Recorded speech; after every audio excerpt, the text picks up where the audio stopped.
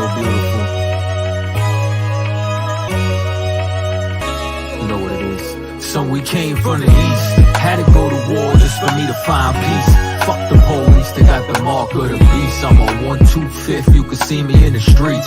Seen a nigga teacher fell in love with a priest, and a rush for the bread like we ain't got yeast. Put studs on my garment, now I'm late to the feast. I'm a Wild West nigga, you can check the receipts. Ask me where I'm from, so we came from the east. Deprived of my innocence by shit I was exposed to. Everything I did I was supposed to. Suppose you was poor and living with the heat off. SSI paying bills, mama like how she gon' feed y'all? Couches we go to sleep on, bad water on stoves. Light bill overdue, it get cold, open the stove. Comcast get cut off, we cutting it right back on. Notice they coming home, notices on the door. 30 days till you Vic, U-Hauls, Motel 6. Stay a couple of days, move in with a family friend. Promises for the first to pay you back on the third. Search for another house, they put our shit on the curb. Never uttered a word, came from a broken home. Mama was never there, my pops was a rolling stone. Nothing was ever given, they say you get what you give. Had to go through what I went through, they give you what I lived. Came from the east, had to go to war just for me to find peace. Fuck the police, they got the mark of the beast. I'm on 125th, you can see me in the streets. Seen a nigga teacher fell in love with a priest, and a rush for the bread like we ain't got yeast. Put studs on my garment, now I'm late to the feast. I'm a Wild West nigga, you can check the receipts. Ask me where I'm from, so we came from the east. Now I'm downtown Oakland, I'm just holding posts. I'ma do this shit forever, cause it's all I know. Yeah, I'm in this shit deep, I gotta hold my nose. Went and put on all black, yeah, I joined the code. At the table with wise men, I'm just taking notes. Fuck the beast, kill the body, but can't kill the soul. Get with your brothers, never leave and never break that oath. Hardest thing to do is go to him alone. Build a zone for my brick in like Craig did. UBK, look, I'm airy where the reds is. Same serpent in the garden, they just shed skin. Gotta go to war to find peace, yeah, that's real shit. I seen the Lord take his spirit from men, and without this brotherhood, I end up like them. Look, there's wisdom behind these battle scars.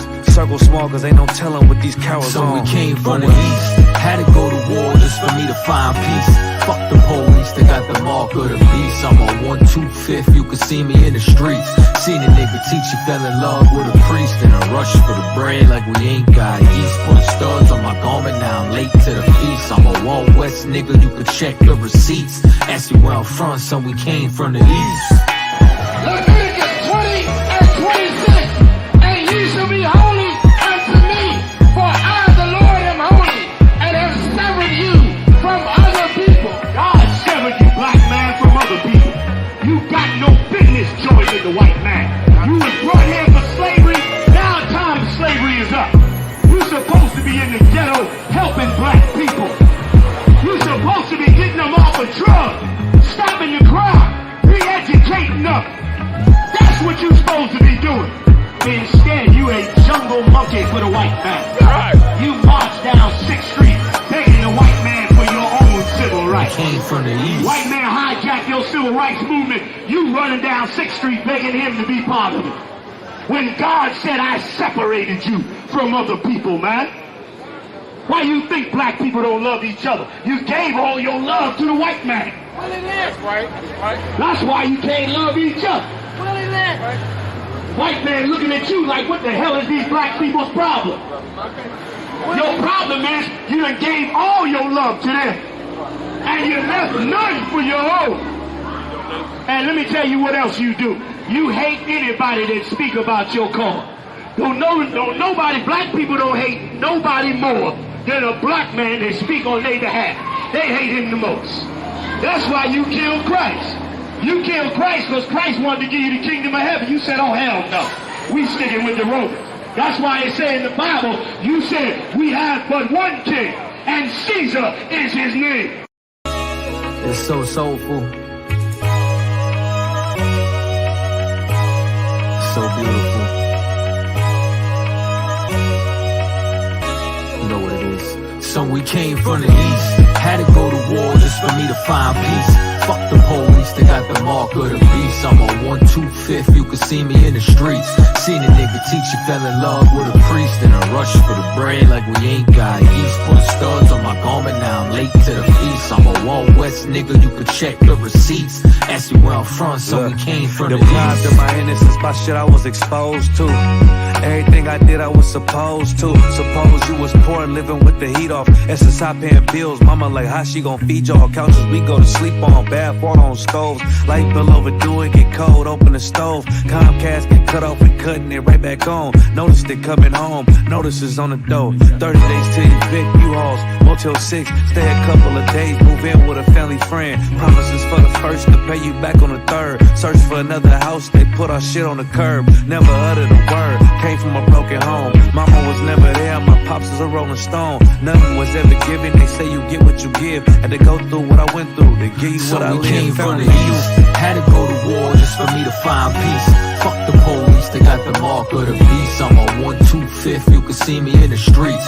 Seen a nigga teacher fell in love with a priest, and a rush for the bread like we ain't got yeast. Put studs on my garment, now I'm late to the feast. I'm a Wild West nigga, you can check the receipts. Ask me where I'm from, so we came from the east. Now I'm downtown Oakland, I'm just holding posts. I'ma do this shit forever, cause it's all I know. Yeah, I'm in this shit deep, I gotta hold my nose. Went and put on all black, yeah, I joined the code. At the table with wise men, I'm just taking notes. Fuck the beast, kill the body, but can't kill the soul. Get with your brothers, never leave and never break that oath. Hardest thing to do is go to him alone. Build a zone for my brick in like Craig did. UBK, look, I'm area where the reds is.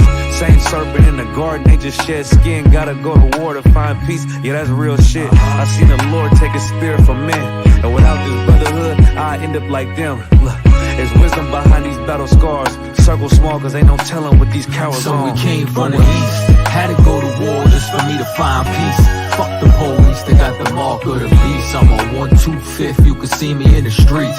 Seen a nigga teacher fell in love with a priest, and a rush for the bread like we ain't got yeast. Put studs on my garment, now I'm late to the feast. I'm a Wild West nigga, you can check the receipts. Ask me where I'm from, so we came from the east. Leviticus 20 and 26. And ye shall be holy unto me, for I, the Lord, am holy, and have severed you from other people. God severed you, black man, from other people. You got no business joining the white man. You was brought here for slavery. Now time of slavery is up. You're supposed to be in the ghetto helping black people. You're supposed to be getting them off of drugs, stopping the crime, re-educating them. That's what you're supposed to be doing. Instead, you a jungle monkey for the white man. You march down 6th Street begging the white man for your own civil rights. Came from the east. White man hijack your civil rights movement. You running down 6th Street begging him to be part of it. When God said, I separated you from other people, man.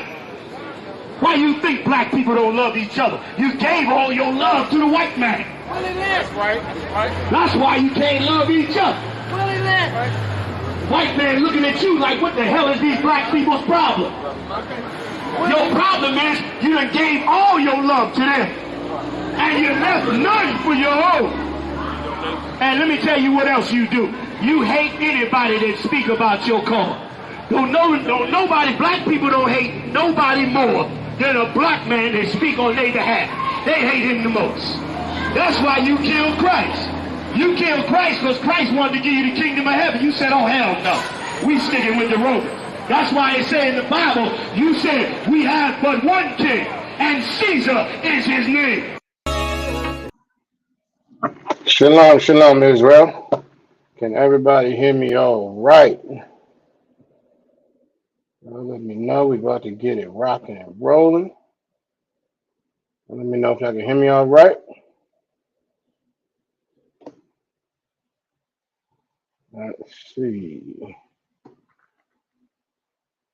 Y'all can hear me okay. All right. I got at least one. All right, the water. All right, we got a couple of them. Most time Christ.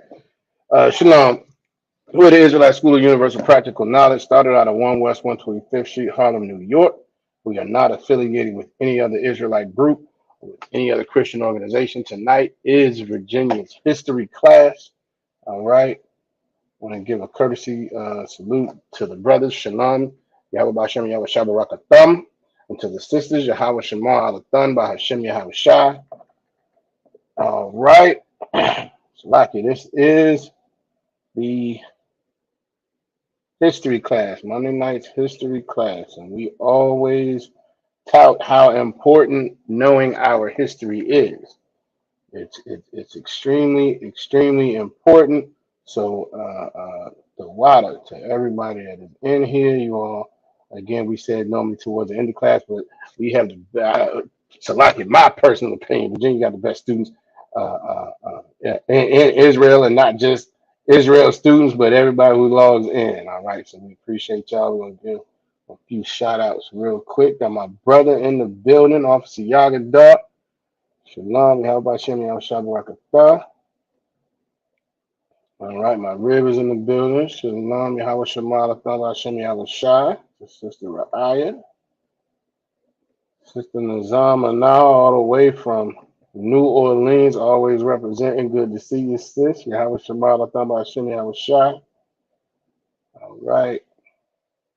Let's see. Sister Aisha is also in the building. Yahweh Shemala, Thala Shem Yahweh Shai.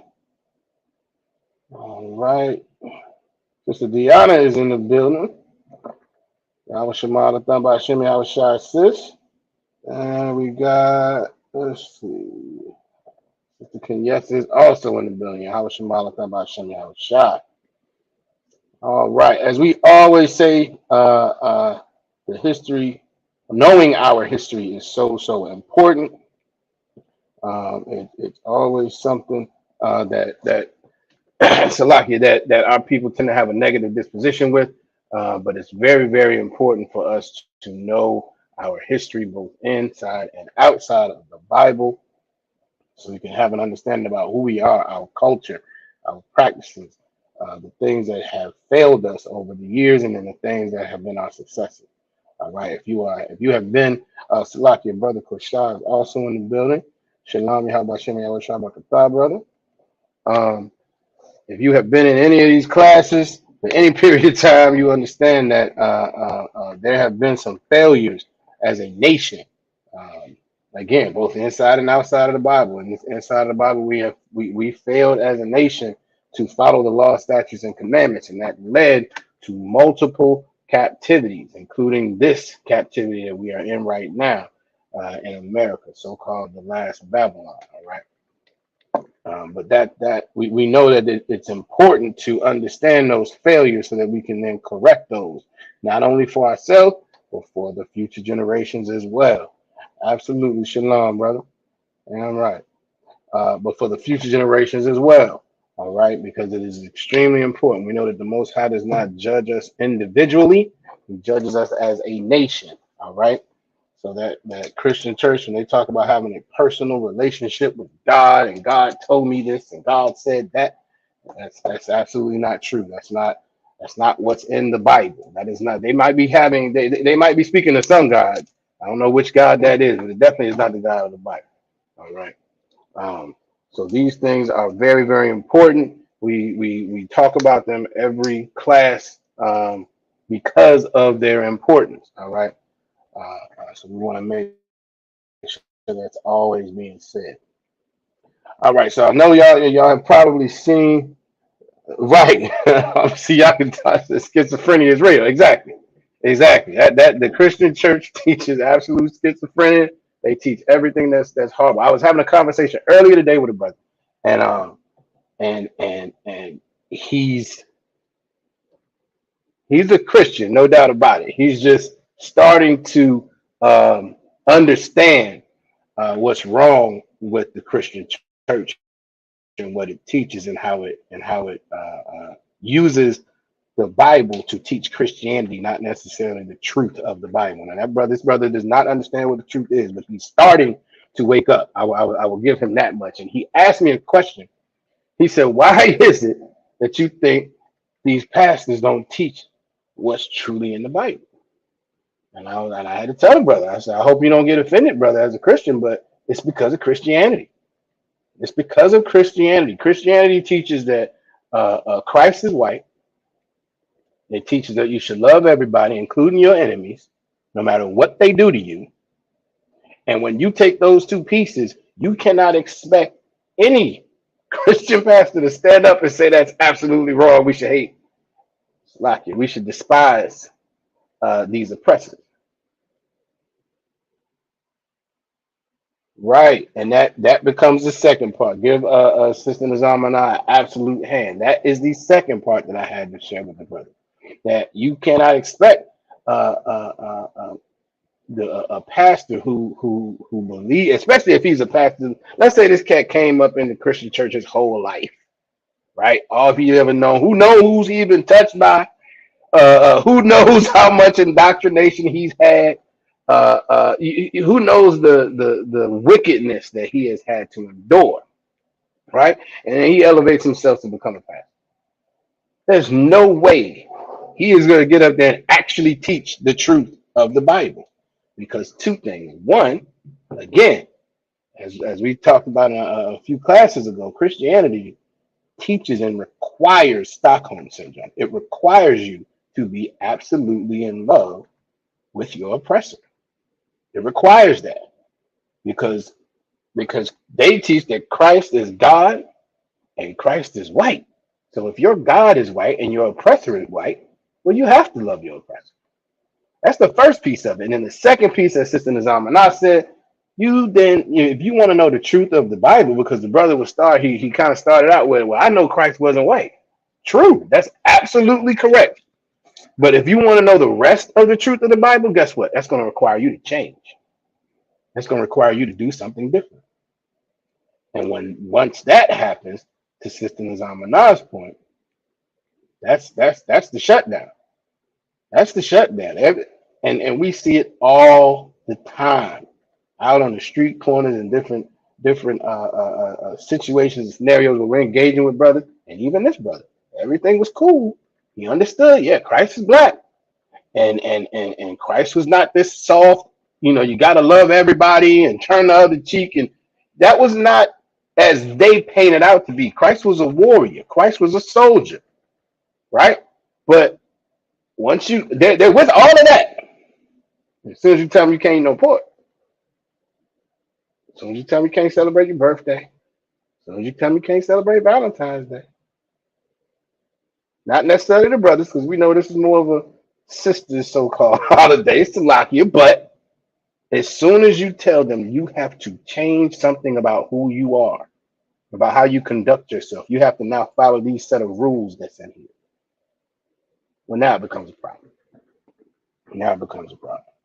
But again, for the brothers and sisters that are in here, we understand the importance of making sure that we fight our demons, follow these laws, statutes, and commandments, because again, that is where our forefathers and foremothers dropped the ball, which is why we're in this captivity. So it becomes because of what they didn't do, meaning following the law. That's why we're suffering the way we are as a whole. And so it becomes our responsibility to get it right, so that when the next generation comes, the next few generations come, that it gets better for them. And then at some point we get up out of this captivity. All right. So that is absolutely why this is important. Now, before we get to the topic, this has been a past few days, I feel like a week of a lot of nonsense. So I did not watch the Super Bowl, okay? But I have seen a lot from the Super Bowl. A lot of people. So we're going to flip on that for a minute. But before we get there, who has been following these comedy wars? That's what I've been calling them anyway. Comedy wars. This is Zamana, Sister Lockie. They are going crazy out here. Super Bowl, Mardi Gras tomorrow, Valentine's Day. New Orleans is full crowd. Oh my goodness. I didn't know it was all going down like that. You might have to get out of the city, sis. I don't know. It's a lot. You might have to get out of the city. Good night. That is a lot. That is a lot for anybody. That is a lot for anybody. But we're going to definitely get into this Super Bowl nonsense. Okay. All right. Sister Zamana says she's been following the comedy wars. Sister Kenyessa said the same. All right, Sister Eye is familiar. These comedy wars. So the comedy one. Now, first of all, I'm gonna say it. Let's be honest. Some of this stuff is entertainment, right? But but once you get past the initial entertainment of it, it is horrible. It is absolutely horrible. So who's familiar with the? I get what in my view is the most recent update, the most recent change in this, because of course first we had Cat Williams come out, right, and then Monique went on the show. I cannot say that brother's show's name. I can't form my lips to call a grown man that, but Shannon Sharp, right? Club, whatever that mess is. I can't say it.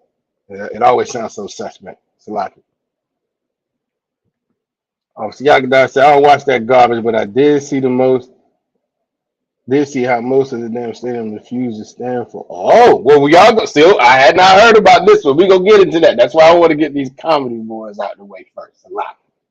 I want to get these comedy wars out the way. I was Yakidar's website cause he's familiar. Right. That show well, okay, yes, yeah, that show right there. So Cat Williams went first, then Monique went. Who have y'all seen what I think is the most recent um piece of nonsense that has been the result of this? Has anybody seen it's been since Monique went on there.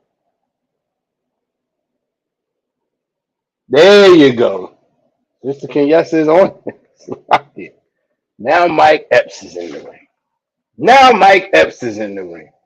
Now you got Shannon Sharp all but threatening the brother because he went on stage and made some jokes. Now, jokes he made, he was tough. Who's seen that? Who's seen that clip other than Sister Kenyas? I think she's with it.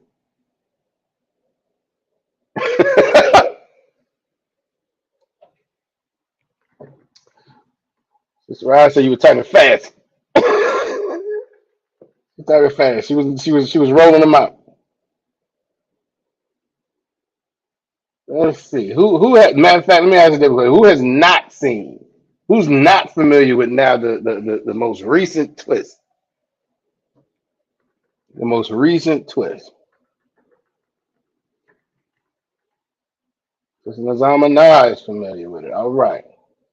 So for anybody that's not, okay. Mike Epps apparently had a stand-up show over the past few days. He gets up there and talks about how Shannon Sharp had called him to come on the show. He had to tell him no. He said, I think he called him Medea. And he goes on to talk about how he looks like, if he put a wig on him, he could look like Medea. No sweat. I'm going to catch y'all all up. No sweat. I got you. He talks about how Shannon Sharp looks like Medea and how he always been suspect and so on and so forth, right? And then so if y'all are familiar, Shannon Sharp and what was it, Chad Ocho Cinco, whatever that dude's name is. They got a show where they kind of do a podcast together. And Shannon Sharp goes on to address this. How he's talking about how when he see him, he gonna have to keep that same energy. And now this cat said, I don't care about, being called alternative lifestyle. I don't care about that. I just don't like that you went on there and lied and said that I called you, but I really didn't do that. So I don't even care about that. But when I see you, you're gonna have to keep that same energy. So now this is spilling over into something that appears to be serious. Right? Now when you peel all of this back, because it's all interrelated. There's also what else?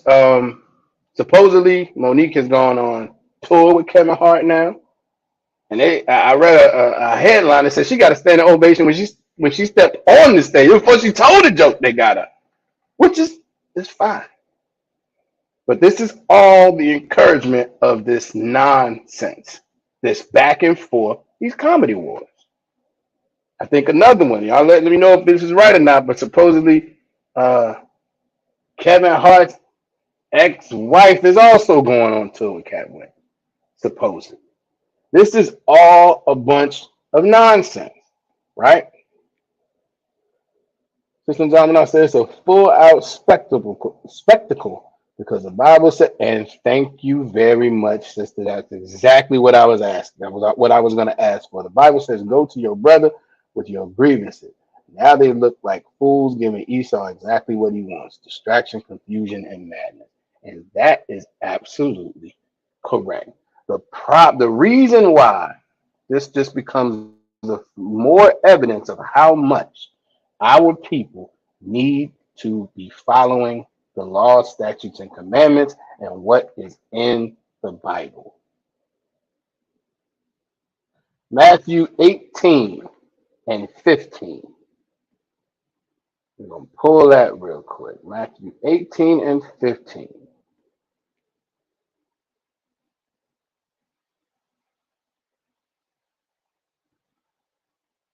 My brothers and sisters were actually following the Bible, then this kind of mess wouldn't happen.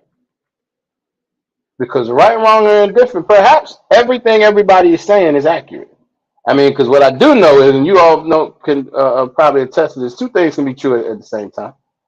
That's called a misunderstanding. It can just be a misunderstanding. I could think Officer Yagadar said something out of the way. I could think maybe he meant something or implied something, and I could maybe feel some kind of way about it. But that doesn't help anything just to do that. So let's figure out what the Bible says we should do once that is potentially the case. Officer calls for pause in the building. Shalom, Yahweh Shabbat. Once that's potentially the case, let's see what the Bible says we should do. All right. Yeah, this is Matthew 18 and 15. Says more, and this is Christ talking, these are in red. It's moreover, if thy brother shall trespass against thee. Now you've determined that somebody has done something wrong. So now let's go all the way back. Cat Williams, if anybody who's watched that interview, that brother talked for almost 3 hours. And he started going in about 30 seconds into the interview. It was about 30 seconds in. And he started addressing all type of stuff, right?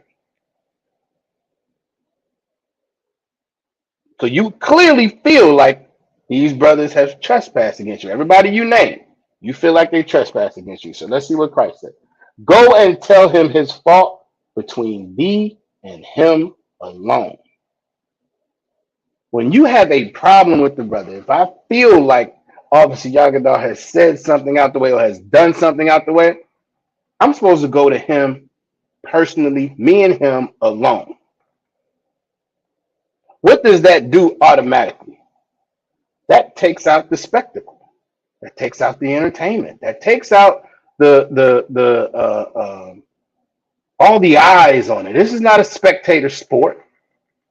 This is supposed to be something that you clearing up with your brother. Hey, listen, I didn't appreciate what you said. I felt like you were saying this, blah, blah, blah, blah, blah. And oftentimes, you know what, brother? I didn't even realize that. My fault. I didn't even know that's how you took it. My bad. And now we can move on. And that's not an issue for anyone. But when you choose to go on a show and speak for 3 hours, then a snowball starts to build. And if anybody has seen any of these clips and videos and gone into the comments, has anybody gone? The comments is nothing but people arguing. Nothing but people arguing about their opinion about what Cat Williams said or their opinion about what Monique said. Now, these opinions are now starting other arguments because people are actually choosing sides on something that has nothing to do with them.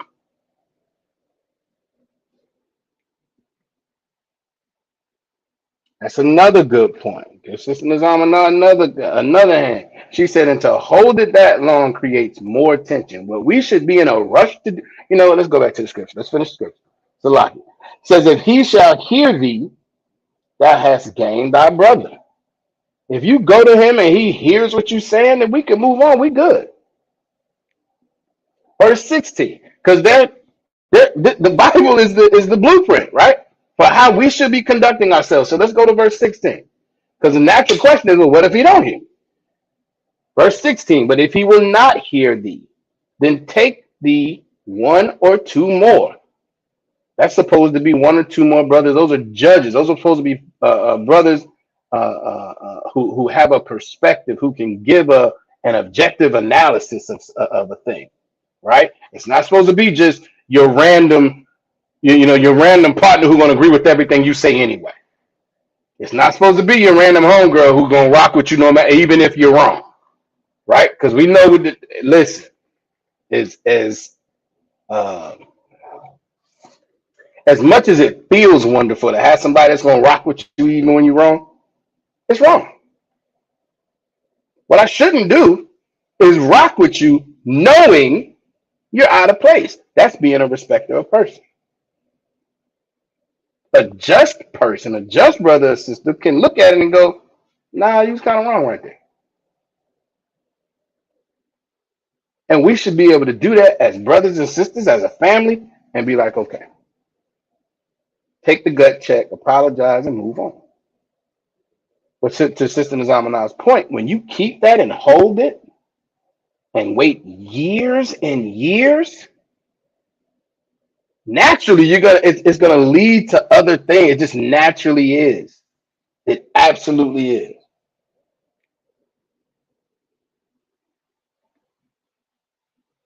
Sister Nizamana said, I'd rather have someone tell me the truth even when I'm wrong. That's love, exactly.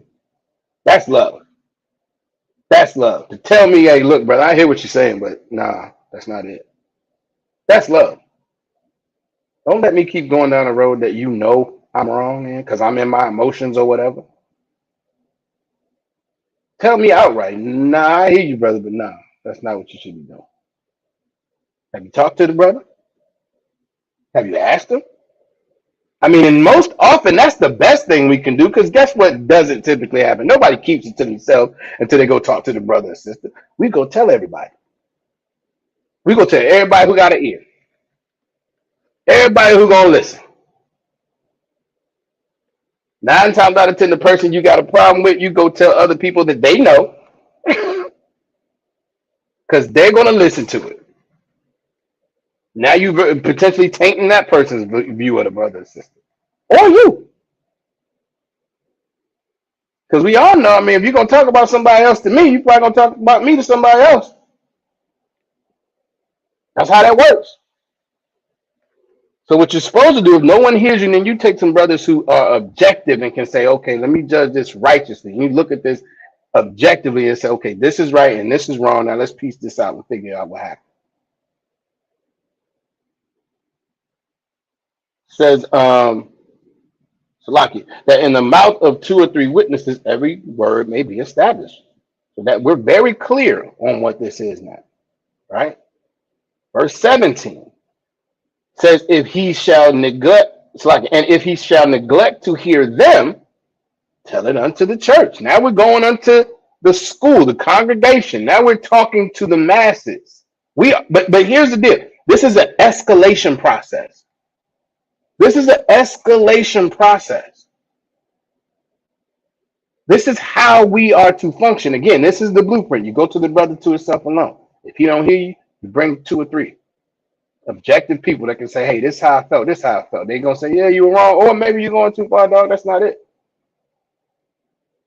And at that point, it should be done. But if he says, yeah, if the 2 or 3 brothers say, yeah, that was kind of off, and the brother's still like, nah, I don't feel that way, I'm good to go.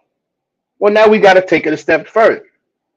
Because this is all a process of trying to do what? Matter of fact, let's finish the scripture. And then y'all can answer. I'm gonna start back from the top. It says, and if he shall neglect to hear them, tell it unto the church. But if he neglect to hear the church, let him be unto thee as a heathen. It's like as a heathen man and a publican.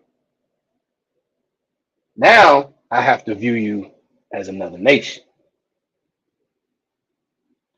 So this was a process and an attempt to do what? Who can tell?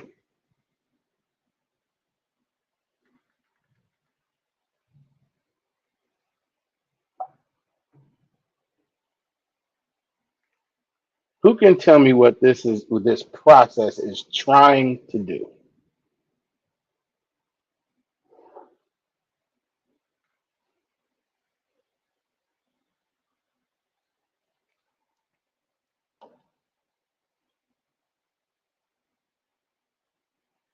Who wants to give it a shot?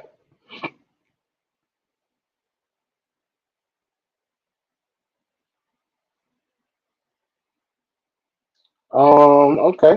It's a mitigation. It's not wrong. That's in the building. I'm looking for something a little stronger than that though. A little more complete than that.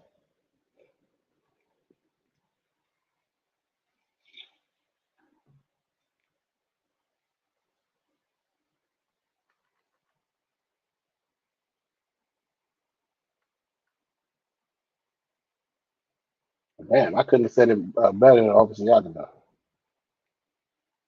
Resolve conflict while maintaining brotherhood and sisterhood. I can't. I was going. My word was reconciliation, but that sounds so much better because that's what it is. There was an issue that we are trying to resolve. We're trying to bring this together. We are trying to reconcile this situation between us. We are not trying to have this continue. This process is not so that we can continue to be. It's to stop it. It's to stop it. Okay, I take that. Yeah, I take that. Create dialogue and cause the truth. The truth part is what we're trying to get to. We're trying to get to the end. We're trying to end this as soon as possible.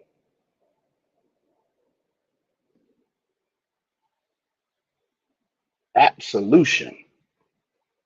That's the interesting. I don't know if I've seen that word before. Salaki. Sister King, yes, it got me. I'm gonna look that up. Y'all bear with me real quick. I want to make sure I understand the definition of this word, absolution.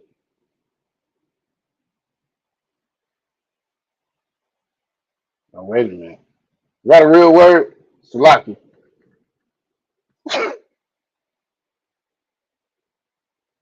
I'm not sure. Salaki. It's not in Webster's Merriam. Salaki. I'm not sure. Maybe I mistyped it. Anyway, we're trying to get to a resolution. We're just trying to get this taken care of and out of the way so we can continue to have this brotherhood, this sisterhood. We can continue to do the Most High's work. We can't do that if there's this thing hanging out there. And to be clear, this is you got to look at this as you go to the brother by themselves. You take two or three, and you take it to the church. That person who feels like they've been done wrong, then tried 3 times to resolve this. No sweat. No sweat, sis. That person tried at least 3 times to resolve this situation. Wherein you take a situation like these comedy wars, was there any discussion? Was there any discussion before you went and told the world? So that's exactly why. So then and then you look at it where you go, okay, that then led to potentially, I think, like I said, I seen a headline where Kevin Hart's wife is going on tour with Cat Williams. Well, that's out of spite. Let's keep it a buck. That's just out of spite. So then that can create tension there. It's like it. Then you got now Monique goes on and she says everything she says about different people. But that's creating more tension. Now she's getting on the Kevin Hart tour. So now that's even more tension. None of this is any attempt to resolve the situation. It's just to create drama.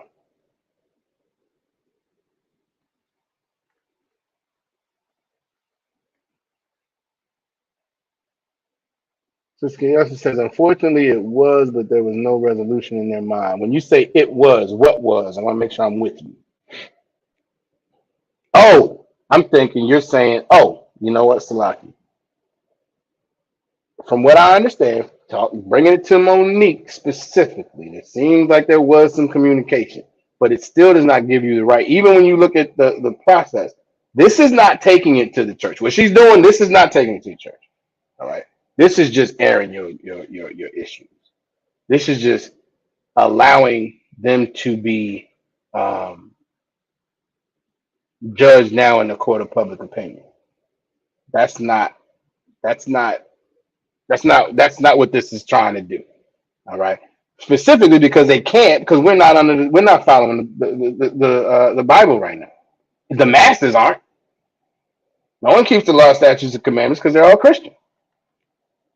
So as much as it seemed like she attempted to, again, once you take this route, you're not working for resolution. You're just working for drama.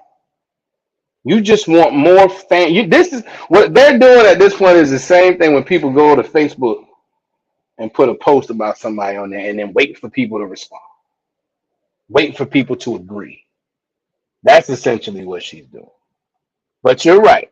From what I understand, they did try to talk about it. Let me see. They tried to talk. Yes, they tried to talk it out as far as Cat and Steve and Bernie Mac. I don't recall him ever saying they tried to talk it out. Because Salaki, I'm not gonna get back and forth. Either way, even if they did, going on this show is the same thing as putting this post out to Facebook just for the attention. Just for the attention. Just so people can hop on the side. Just honestly, so you can sell tickets. Because that's the ultimate diabolical thing that nobody's really called out. Nobody's really called that out yet. He did all this and now he's on tour. Maybe he was on tour before. I don't know. I don't follow him like that. But I guarantee you that all that drama didn't hurt his ticket sale. I guarantee you that. And at that point, you again are casting, your brothers and sisters out to the world for some money.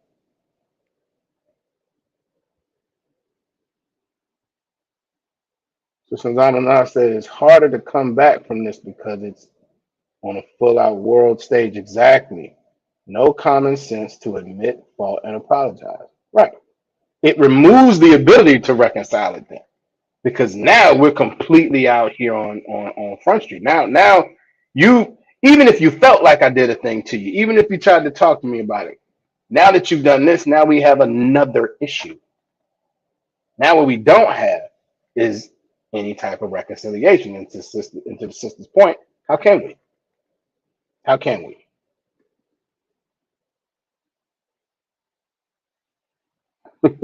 Right. I did hear my guy say that. Could have called him out. So his sales would have gone up. Right. And that was a joke, I believe. I took that as more of a joke. But again, this is what happens. Now he jokes and then he says something about standing sharp. Now standing sharp in his feelings. Now he ready to get physical. Now he ready to get carnal with the brother. And all of this, to the sister's point, if they was in ISUPK home of the truth, they would have known better. That's all. They just would have known better. They just would have known better. When you know better, you do better. So then we can go to this craziness yesterday. And let me go back to Officer Yagadog's initial point. Because I had heard that they were supposed to be doing the so-called Black National Anthem.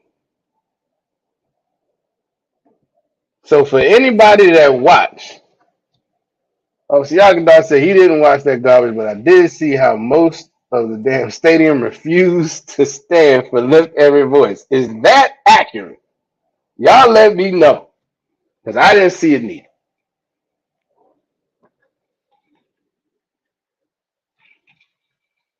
I did hear that they were going to be doing that song. So y'all let me know. How was that received?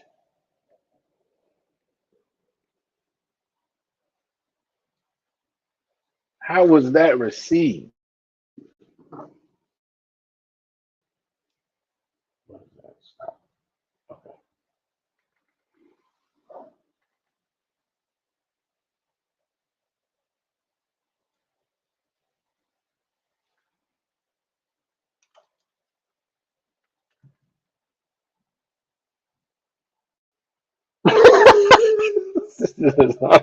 Wow.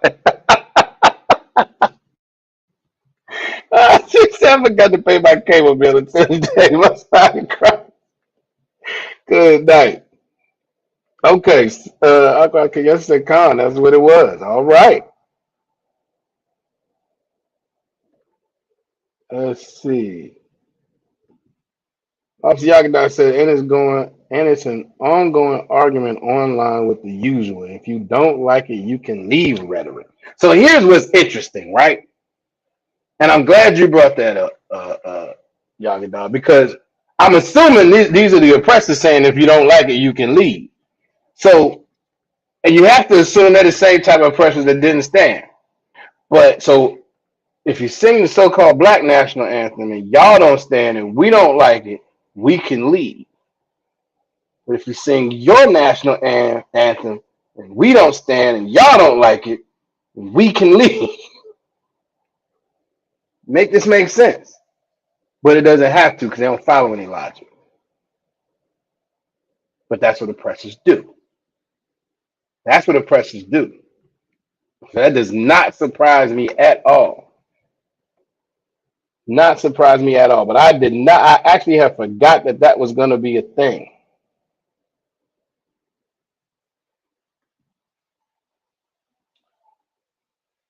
Now, Riv said they make these games so political. That is a great point. That is a great point. But here's the deal. I don't even mind it. I don't even mind it. I'm gonna tell you, well, let me rephrase what I mean. I don't mind, like what Kaepernick did, I don't mind that at all. I don't mind that at all. He wasn't making it political, he was making a protest. He was standing against an injustice. But to your point, so much of this is political. I mean, when that happened, and then at one point you had all the owners locking arms with everybody, and we're gonna all kneel, but you had no concern about what he was actually protesting, and then you blackballed him and didn't give him a job, and then try to turn around and be like, "Yeah, we're all on the same side." No, we're not. We're not. And once it goes that far, to the sister's point, and then it's political, and it's absolutely political.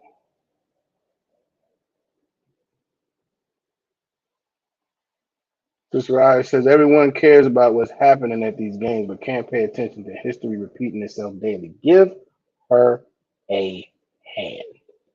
These games are so freaking important to people.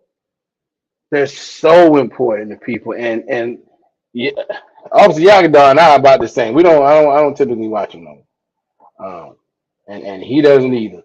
And when we tell brothers that, I know I get this look. I'm assuming he get it too. You tell brothers, especially brothers in the world, that you don't really watch sports, they look at you like you got three heads. What do you mean you don't watch sports?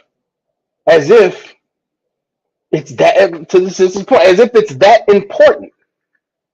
What do you mean you don't have a team? As if it's that important. It's just entertainment. But these people take this stuff serious. Absolutely serious. Trooper Shamaga Bars in the building. How about Shimmy al Shabrakatha? Good to see you, brother. Officer Yagadar says the original, wrote by slave owner Francis Scott Key, second verse. No for refuge. Oh, you talking about the original national anthem? Correct. Correct. There's a I thought it was a third. I thought it was a third verse that they left out. But it's all the same. When you know the history and the truth of that song, come on. But then again, they don't want to. They're gonna hide their hand on that. They're gonna hide their hand on that. That's okay. That's old. That's not like that anymore. And then our people end up soaking up that same rhetoric as if it's true. And like the sister said, not understanding our history and seeing that it's repeating itself every single day and being absolutely blinded by these games and being distracted by these games as if they're important. It's not Nizamana said the Lord has a way of doing things to keep me in order. Wasn't throwing no Super Bowl party over here and family parading too. I'm not partaking in no traps. I know that's right. I know that's right. And the reality is, if you want to watch, listen, if you watch the Super Bowl, there's nothing necessarily wrong with it. It's not unlawful to watch the game. It's not. But there are more important things. There are absolutely more important things than the Super Bowl that our people need to be focused on and trying to do something about, and actually getting inside this organization in ISUPK, the home of the truth, to actually do something to help our people. If you want to be entertained by a movie or a football game or a basketball game or whatever, that's fine. But there's work to be done as well. And that's the part that our people end up missing. That's the part that our people, because we're so destroyed and caught up in Christianity and everything else, then we online arguing about whether they, should have got up. If you had any understand, anybody in here knew they weren't going to get up. Nobody was going to get up. There wasn't going to be a whole lot of oppressors get up to acknowledge the so-called Black national anthem. Come on, what'd you expect? There's nothing to be argued about because there's nothing to be expected from it. You all are absolutely right there. So now, who saw Erykah Badu's post? Who saw Erykah Badu's post?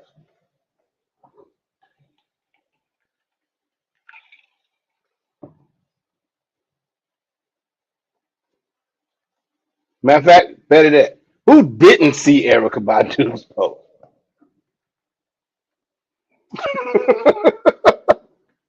Right. I know Sister Nazama has seen it. She said, good night. Sister Rahaya has seen it as well. She said, right.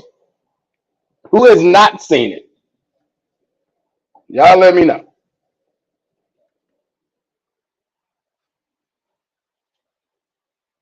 I did see that slide. Sister King, yes, I did see that. I saw this meme. Y'all might have seen it. It was Kaepernick's head on Ceely's body from The Color Purple, the first one. And it says something like, until y'all do right by Kaepernick, y'all not gonna win no Super Bowl. It was funny. It was funny as hell. Let me see. Sister Deanna did not see it. No sweat, sis. We're gonna catch you up. Officer Yagadar has seen it. He said that order has to be stopped. Damn right. Here was the quote. Well, y'all close to it. Y'all are definitely close. Sister Nazama said telling women to go cheat. Sister Rahaya said go cheat is now the post was go cheat with the soft man. Something like real men are watching the game.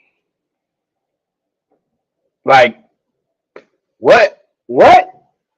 Good night. So you are now encouraging sisters to go out there and make themselves whores. Because the Super Bowl's on. Why not? Is that it? What? Why not? Because the Super Bowl's on?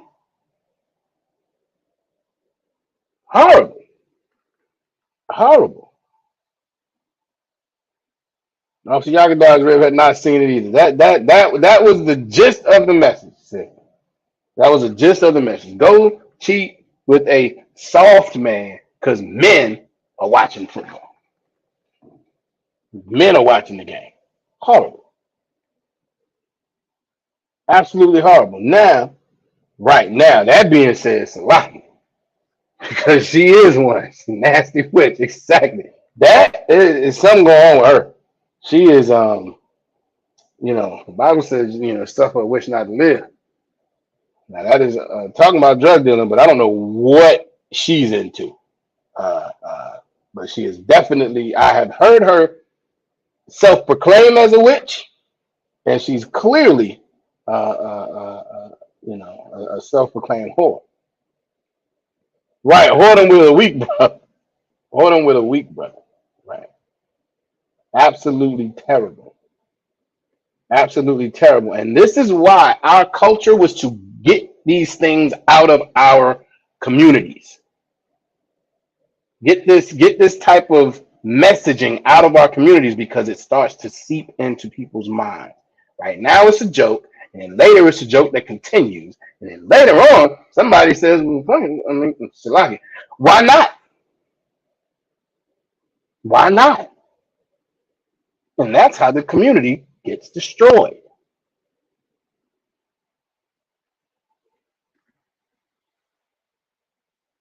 Because what she's not into would be an easier question to answer. Right. That list is probably shorter.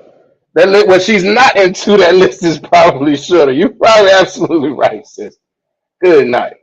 But yeah, so that was absolutely disgusting, right?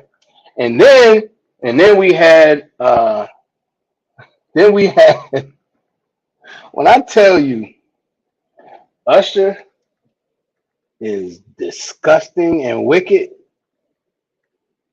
and he said it in one of them songs. He won't just quote Biggie. He said, "Don't leave your girl around me." The way he was hugged up on Alicia Keys, who has a husband. Oh, so Lucky. So you missed the Lucky. Did you miss Erica Badu or did you miss Alicia Keys? Because I guarantee all you gotta do is Google Alicia Keys and Usher, and there's plenty of pictures out there if you haven't seen it. There are a ton of pictures. Now, and this was going to be my next question. I know it. I'm looking for. Well, how can I phrase this? It doesn't matter. I was looking for some kind of hope that it maybe looked worse on the pictures than it did in real time. But some of them facial expressions that brother had slid, I mean, good night. That's a married woman with children, and you are when he is behind her, embracing her as if he was in, I mean, complete bliss. Right, Alicia Keys. Yes. Now here's the deal. He's horrible. He's horrible. She should not have allowed it either, though. Sister Ryan said women argue with Captain Tazariak over that witch being a goddess. Talking about talking about Erica Badu. Right. Right. I saw that because he said something about, she ain't that special. And they was like, no, she's a goddess and she's this, that, and the third. And then she comes out with cheat on your man with a soft dude. Horrible.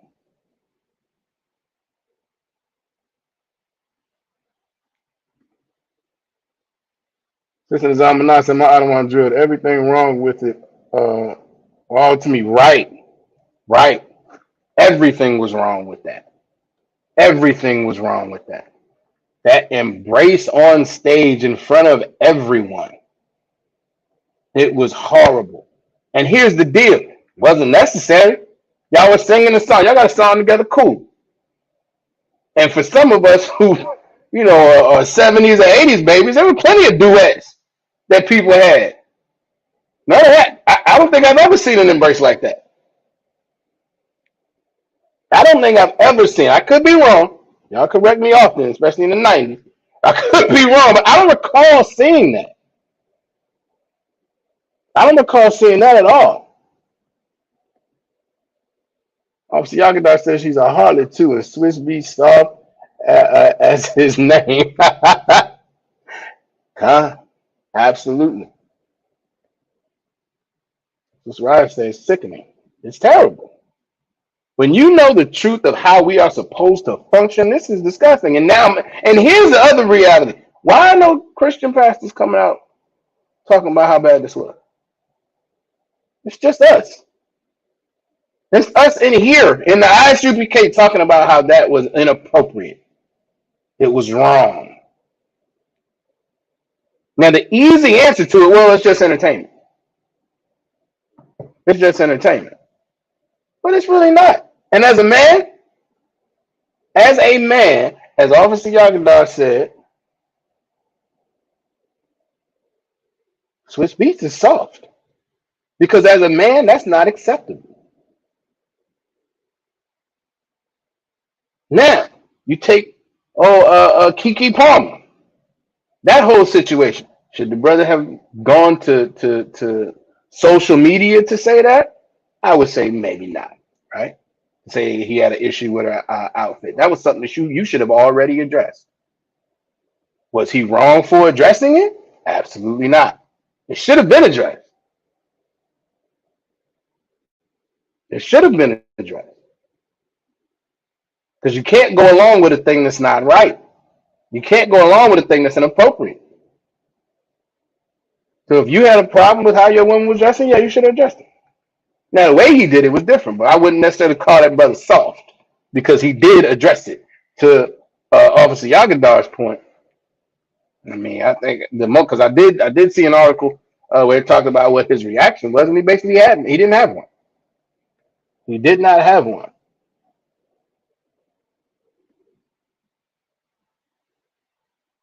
Listen to Zamaná said the Christian church because they do it. Absolutely right. They do everything inappropriate. They do everything inappropriate, and it's okay. That's why they can't come out and say this was wrong. Because every Christian pastor is sleeping with every woman in his church or every child. So they can't come out and say that it's wrong. Okay, no sweat. The Erica Badu joint, no sweat. Yeah, go check that out. As a matter of fact, sister I, I'm sure can send you something. She'll send you something more. It was absolutely horrible. This has been a week plus of just terrible actions by our people on grand stages, showing more and more how destroyed we are as a people, showing more and more how we do not understand what our true culture is, and we follow this oppressor with everything that they choose to do because they feed their lusts. We are supposed to be fighting our demons and refraining and having some discipline and some decorum and some control. But this week in particular has been I mean, over the weekend, and like I said, those comedy awards, it's been horrible. It's been horrible. So absolutely right, damn right, sis. So now, as we get into, of course, because it's just gonna get worse. So like, it's gonna get worse later this week.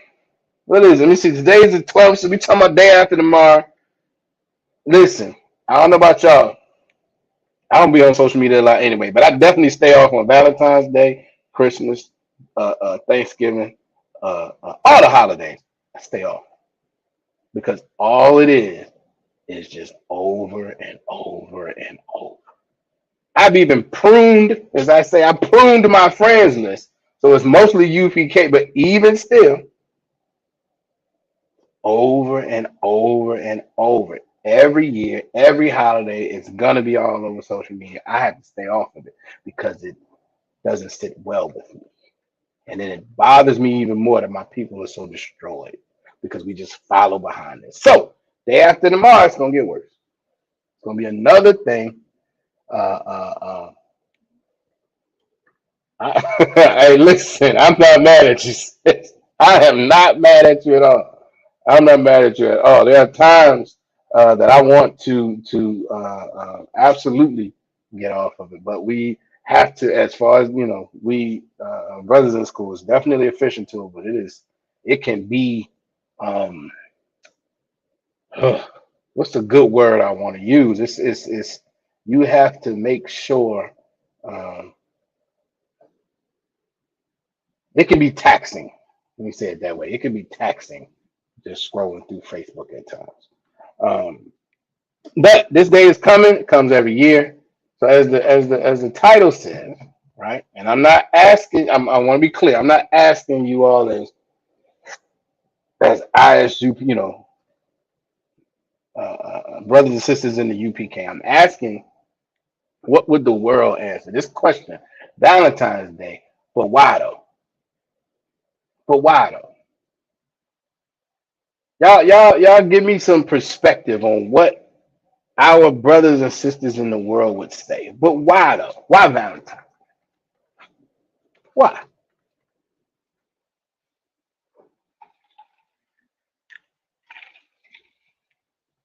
Why Valentine?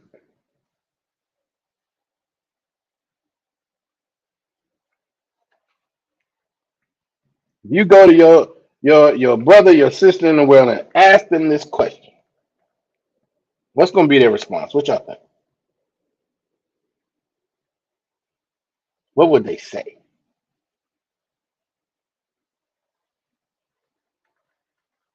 Who got an idea? Who got something?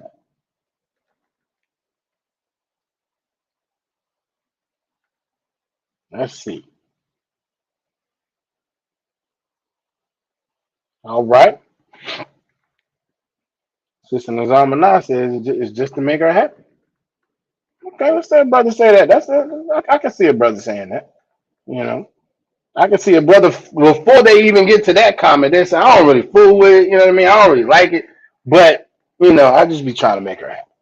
You know, she get excited for it, so I try to make her happy. And then you can easily ask the brother, but you don't make her happy no other time of the year. Of course, you ask that question, but no, I try to do what I can. Yeah, of course you do. So, so why though? That's definitely one of them. Who got another one? I'll give you one. You know, why not? It's just about love.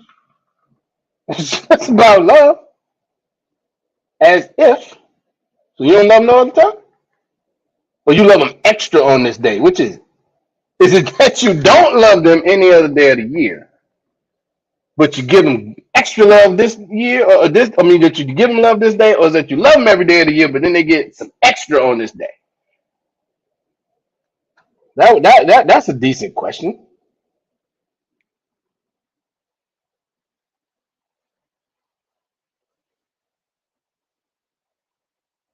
Hmm.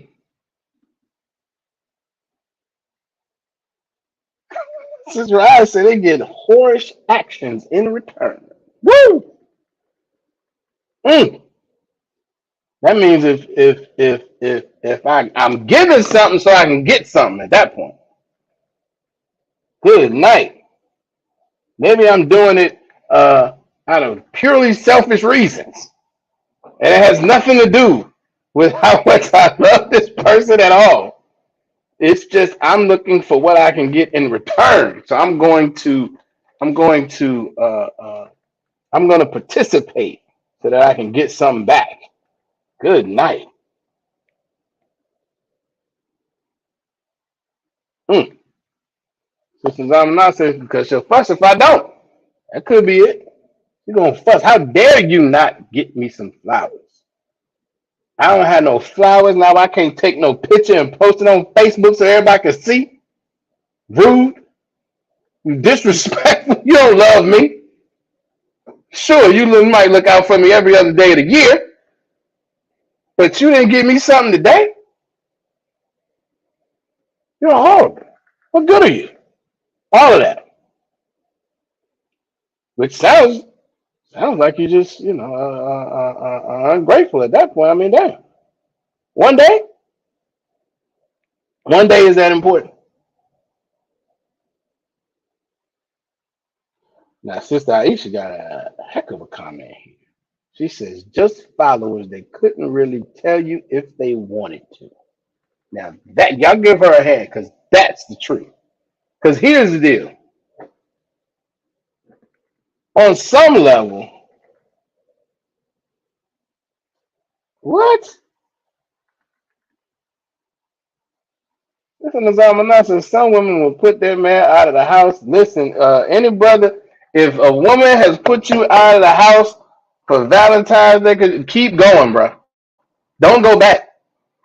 So take a break. Take a strong break, bro. That's biblical. I can't say don't go back. Salaki. Take a break. Take a break. Y'all might need a break. Y'all do need a break. Coming to the school. Call 757-550-1204. Make sure you get some counsel. Get somebody get in the class. Make sure you know how to handle that if you decide to go back. But definitely, you need some help, brother. If she put you out of the house for not giving her a Valentine's Day gift. Good night.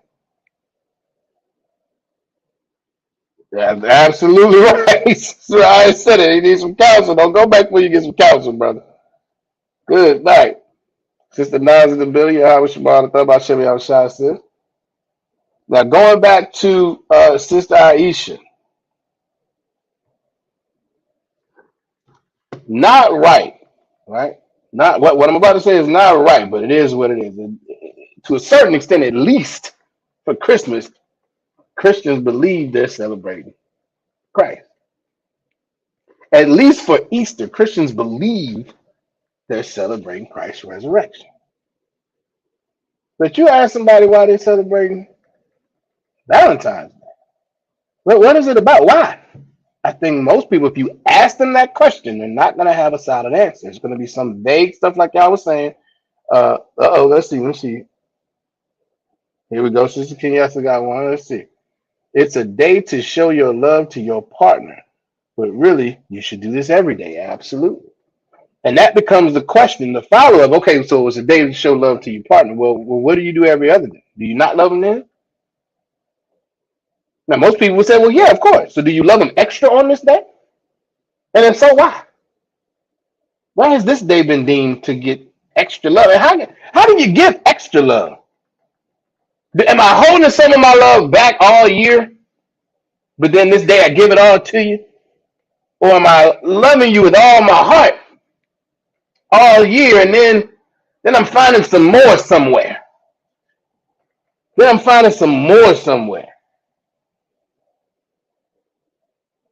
Sister, when I tell you we have the best students in Israel, Sister Nizamana has leapfrogged part of my lesson slacking.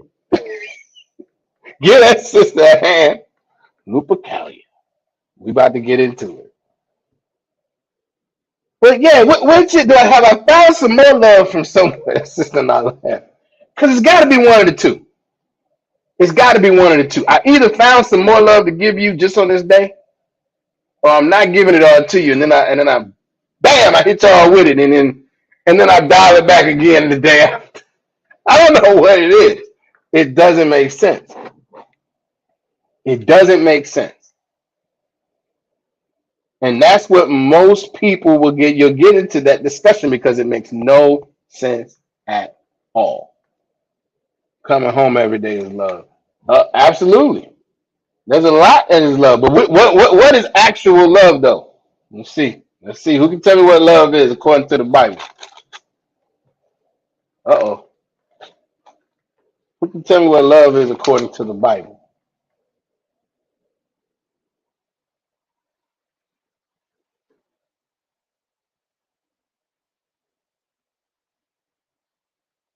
Let's see.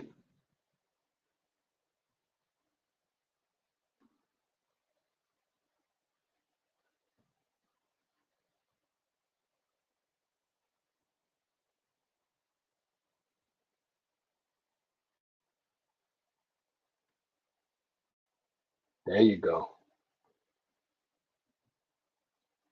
There you go. Y'all are on it.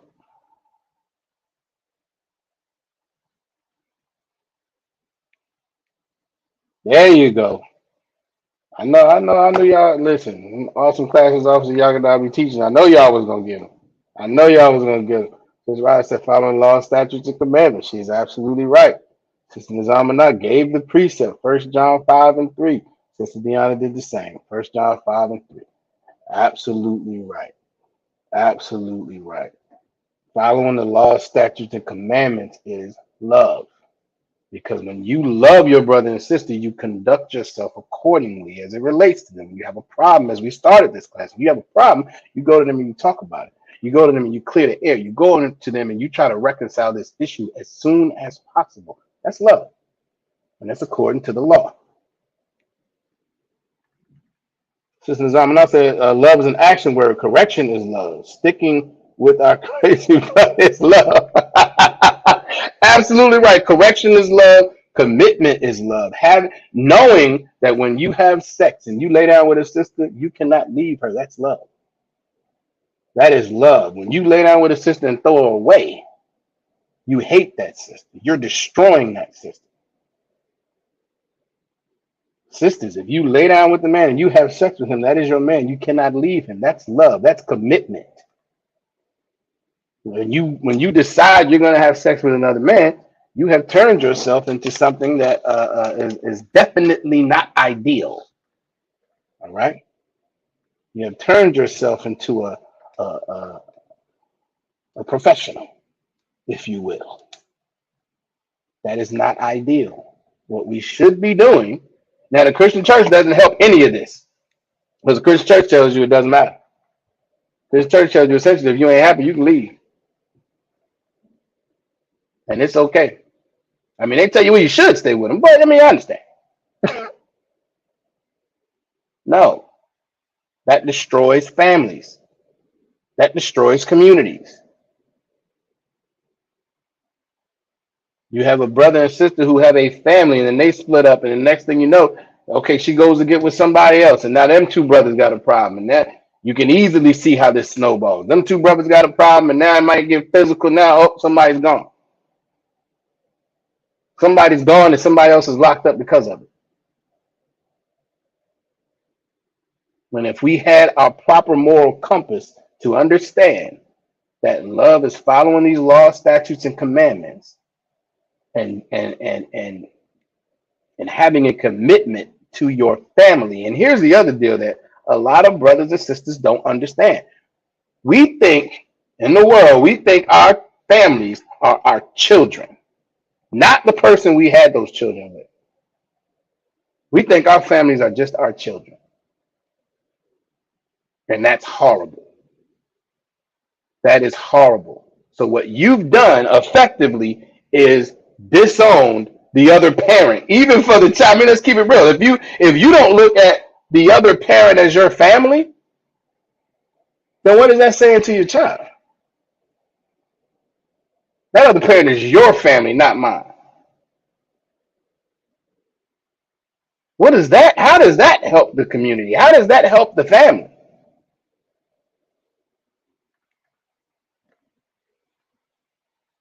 Sister King yesterday said Valentine's Day, a day an oppressor in a diaper that flies around shooting people. Right, exactly, in the behind. Exactly. All right. So let's get into some of this. Let me see. Let's get into some of this history, this actual history of Valentine's Day. So before you all are absolutely right, right? We talked about Slovakia. You talked about Cupid, Lupercalia, right? What does the Roman Catholic Church say Valentine's Day is about?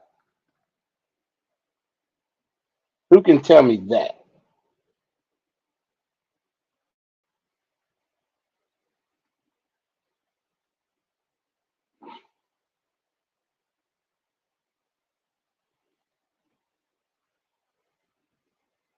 Let's see who can tell me. Who knows what the Roman Catholic Church says Valentine's Day is really about?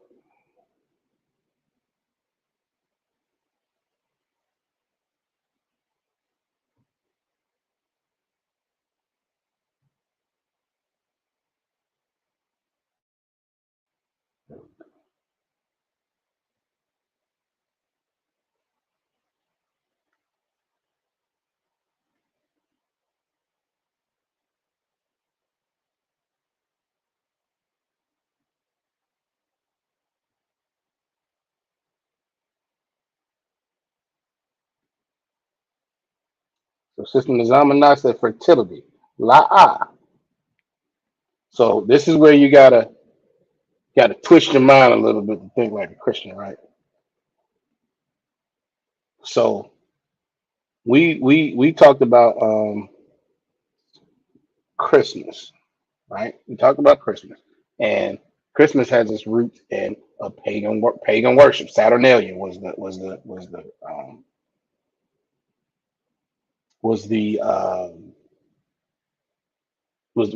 holiday, right? But the Roman Catholic Church said it was about Christ. So they have a background of reasoning for Valentine's Day. Give Sister Eye a hand. She meant king. Was it a king or a priest? All right. So so think about it. It kind of was along those lines. Y'all know because technically it's Saint Valentine's Day. And the Roman Catholic Church says there were these, like, I think they combined like three different people that were so-called saints. I'm assuming they mean prophets when they say that, but it gets sketchy because it's Christianity. But they were unalived supposedly all on the same day, February 14th. And then they say they were unalived because they were so romantic, and one of them fell in love with his jailer's daughter, and because they wanted to get married, he had to be unalived. And another one, it's the king said that no one in Rome, none of the soldiers in Rome could actually be married, but this cat married him anyway, and then he lost his life for that. So it's all because of this romance, and that's why it's celebrated. Now, mind you, Paul wrote the majority of the New Testament. Roman Catholic Church don't do nothing for him. Not that you should, right? Not that that's what should happen. But just to show you how this doesn't follow logic. That's the narrative that they use, because it has nothing to do with that. All right? It has everything to do with Lupercalia. I believe is how you pronounce that. So we're going to read a couple of articles. All right.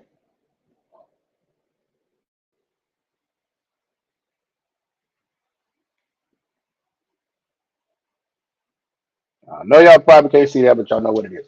All right. It says, while some believe Valentine's Day is celebrated in the middle of February to commemorate the anniversary of the Valentine's death or burial, those are the so-called saints that they were talking about, which probably occurred around AD 270. Others claim that the Christian Church may have decided to place St. Valentine's Day in the middle of February in an effort to Christianize the pagan celebration of Lupercalia.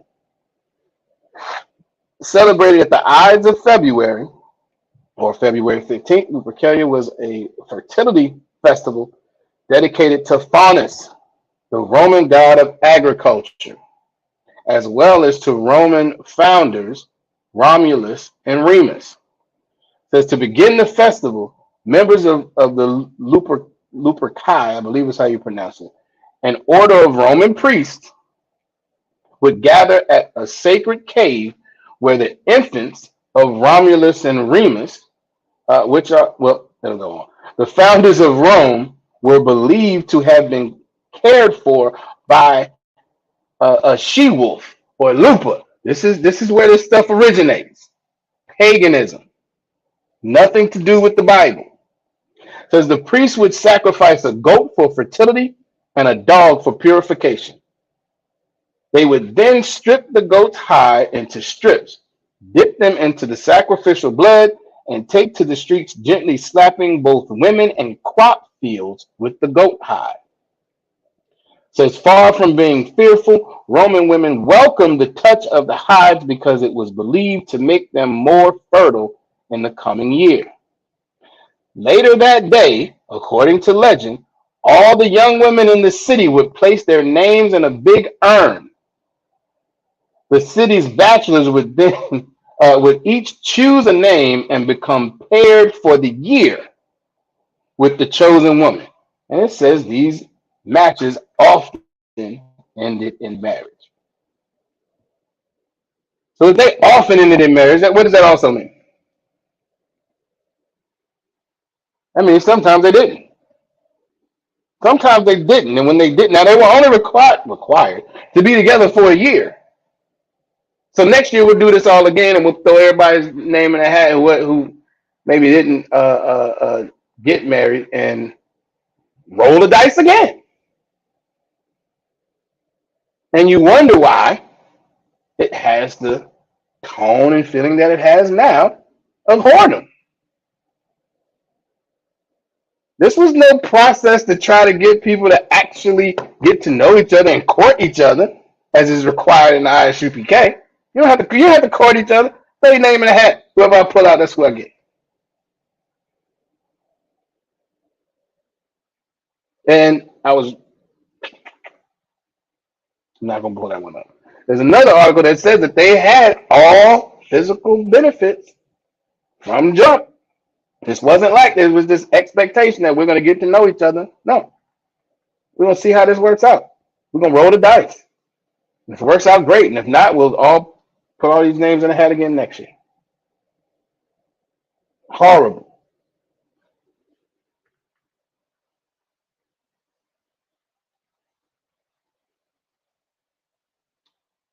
Is this the one I want? This goes on.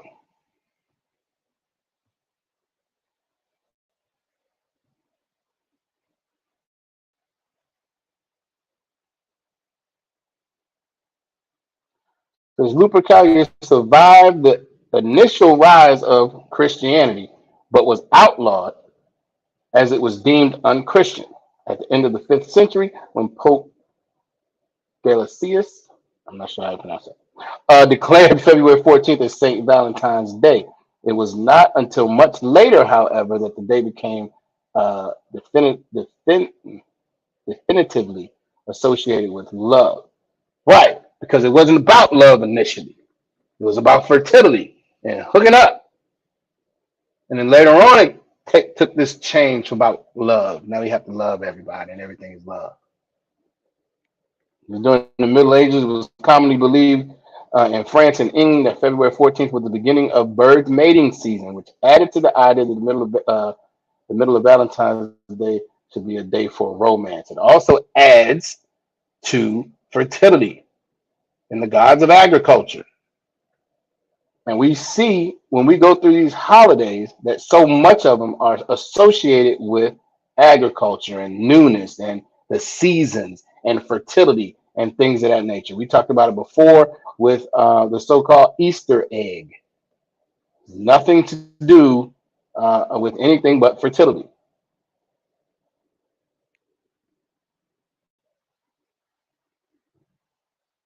Where was this other one?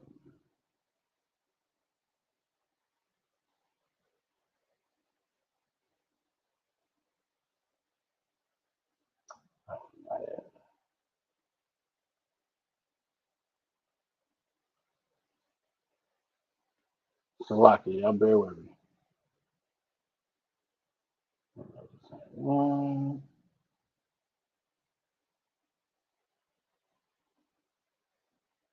Here it is. And this goes on to talk about how the link between this pagan holiday and now this holiday that's accepted by the Roman Catholic Church makes perfect sense.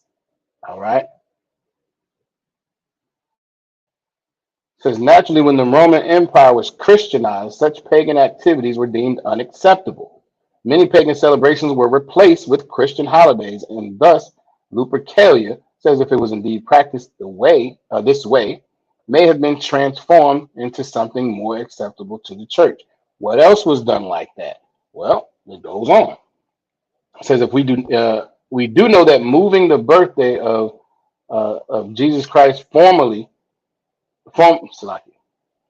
the birthday of Jesus Christ, formerly known as Christmas, to December was intentional, even though there are no archaeological or historical evidence to suggest that Jesus was born in December, and was done simply to replace the pagan celebrations of late December in honor of their sun god, Sol Invictus, who, according to Roman mythology, would regain his strength from the point on as days started to become longer, thus presuming that Valentine's Day was shaped for erasing pagan influences in the Roman culture and replacing it with something Christian without changing much about the culture itself does not seem far-fetched, because that's what happens. So many of these holidays are pagan worship. They're not really different. They don't have anything to do with Christ. They don't have anything to do with the Bible, and it becomes another thing that we end up participating in because we have no idea, as Sister Aisha said earlier. Let me get back to it because she was so right. Just followers. They couldn't tell you if they wanted to. They could not tell you why. Just where Iris says it's constant manipulation. This happened in the Bible. It did not, well, the instance I'm going to bring up is not us, but you'll see where I'm going because it's Christ talking to somebody, telling them you don't even know what you worship. And that's what we do now.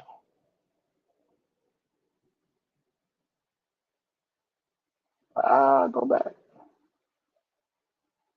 John chapter 4 and verse 20.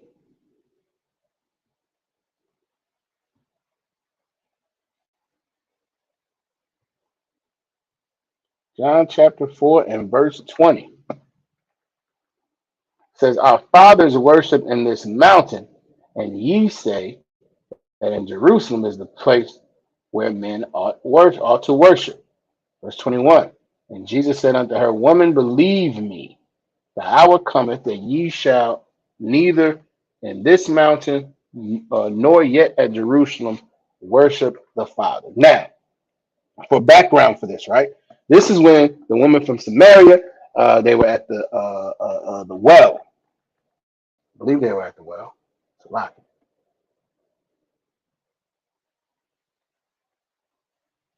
Yes, they were at the well. Um, and she was from Samaria though. Now we went over a lot of details about the northern and southern kingdom in a couple classes ago, right? Who can tell me what Samaria was the capital of? The city of Samaria was the capital of something. Jerusalem was the capital of the southern kingdom. What was Samaria the capital of?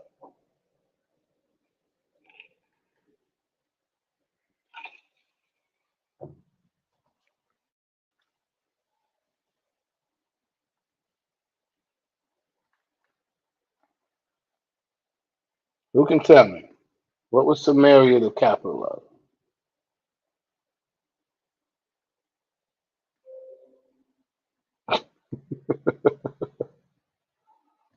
That's why I said she is flipping through notes. Most High in Christ. Notes are important.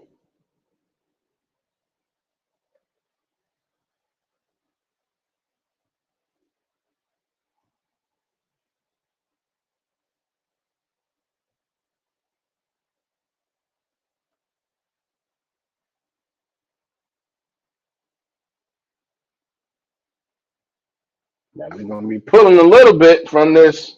And anybody, if y'all got, if you want to get in your notes too, you want to go back to the classes where we were covering how to prove we are Israel. All right. Who wants to give it a shot?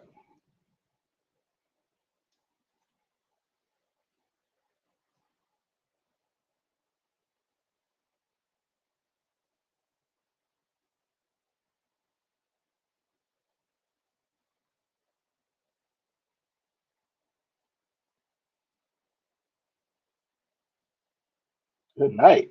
I thought I kind of hinted to it. If Jerusalem was the capital of the southern kingdom, where was Samaria the capital of? Salaki.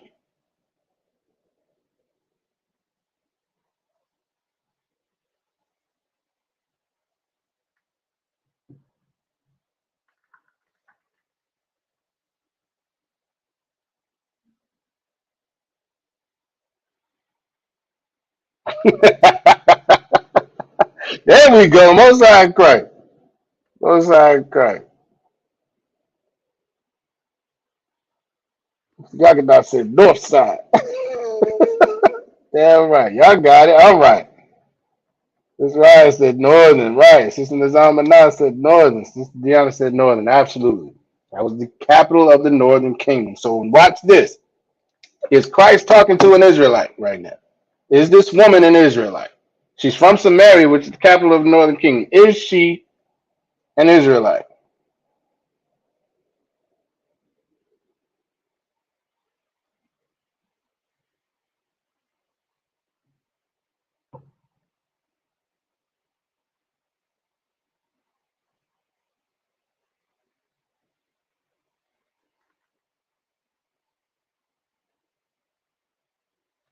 All right, Sister Aya said Khan. Yes, it said Khan. All right. La'ah, she is not. She is not an Israelite. She is not an Israelite because, as we covered, if y'all remember, the northern kingdom was taken off into captivity before. There y'all go. Yagadar said, nope. Y'all got it. Absolutely. Y'all on it. Sister Zamana, Salah. Diana Salah, Sister Not Salah. Right. The northern kingdom was taken into the Assyrian captivity before the New Testament. All right. That happened in the Old Testament, and they didn't see them again. Okay. So then the question becomes, well, who is this woman? Right? That's a fair question. So let's go to 2 Kings 17 and 24. So this gives you some perspective as to why Christ was talking to her the way he was.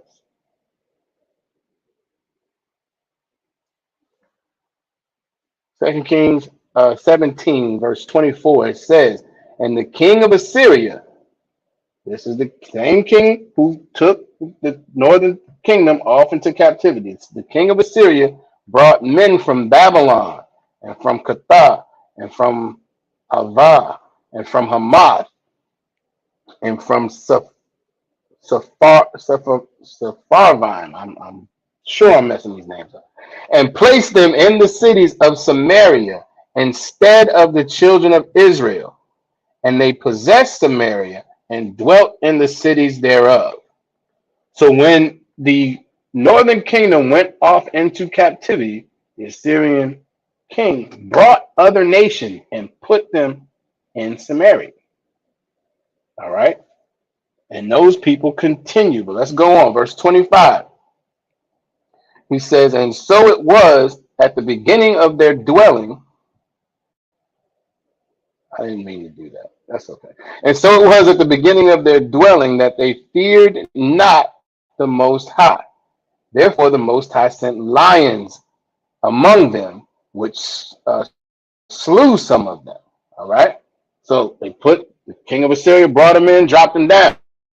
But they didn't know the Most High, obviously, because they're other nations.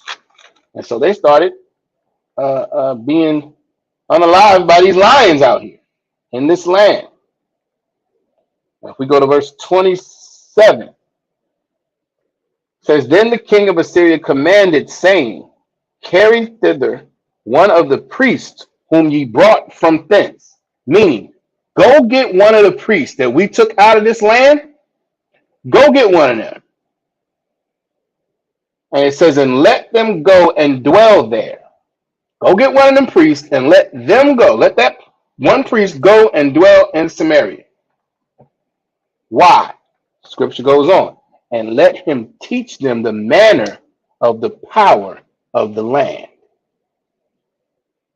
So the northern kingdom, the 10 tribes that are taken off into captivity, the Assyrian king brought other nations and put them there.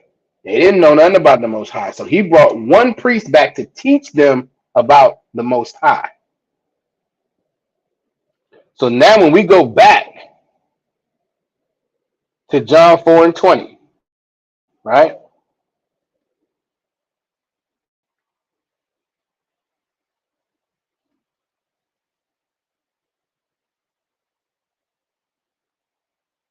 So that was the precept for John 4 and 20.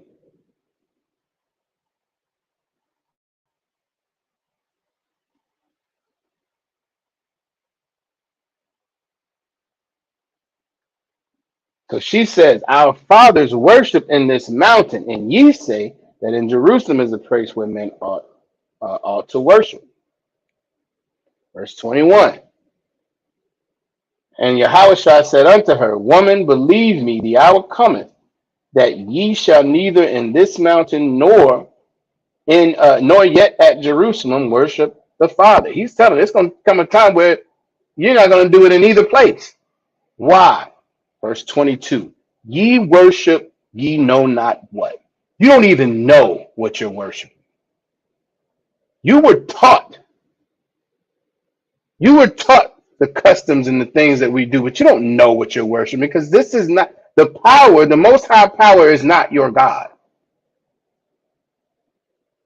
The Most High power is not for you. It's only for the 12 tribes of Israel. It's for the nation of Israel, and you, lady, are not from the nation of Israel. You're from one of those other nations that the Assyrian king at the time put in place. So that's why you don't know what you're worshiping. Again, verse 22, ye worship ye know not what. We know what we worship, for salvation is of the Jews.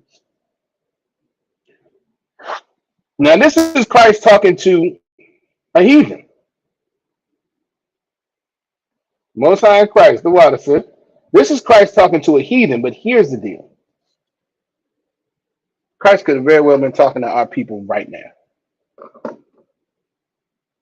Because our people in the world have learned the customs of these other nations, have learned the customs of Esau, which is why we're celebrating Valentine's Day. Because that's Esau's custom. That's that's worship of a pagan god.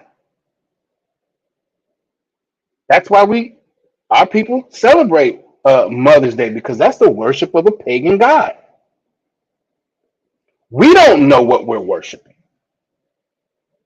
We could very well be just like this Sumerian woman. We have learned the customs of other nations, and then we take them on. And we have no idea what we're doing. The water says, we have no idea what we're doing. This is why the question, well, for what? But why though? As Sister Aisha said earlier, most people would not have a sound answer for it. Absolutely, y'all give her a hand. Destroyed by a lack of knowledge. We talked about it, I believe last class. We got a zeal for the Most High, but not according to knowledge.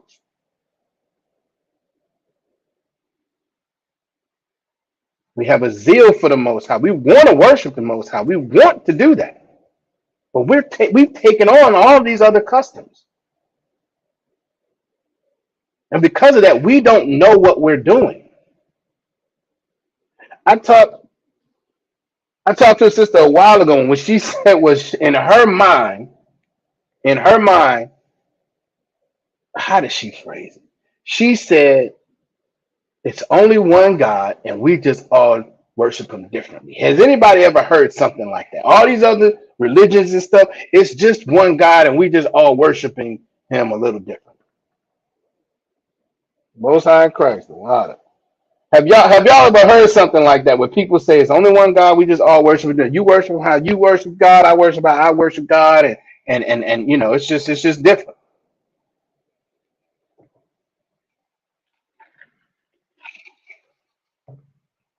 Most High in Christ, y'all have heard that, yeah.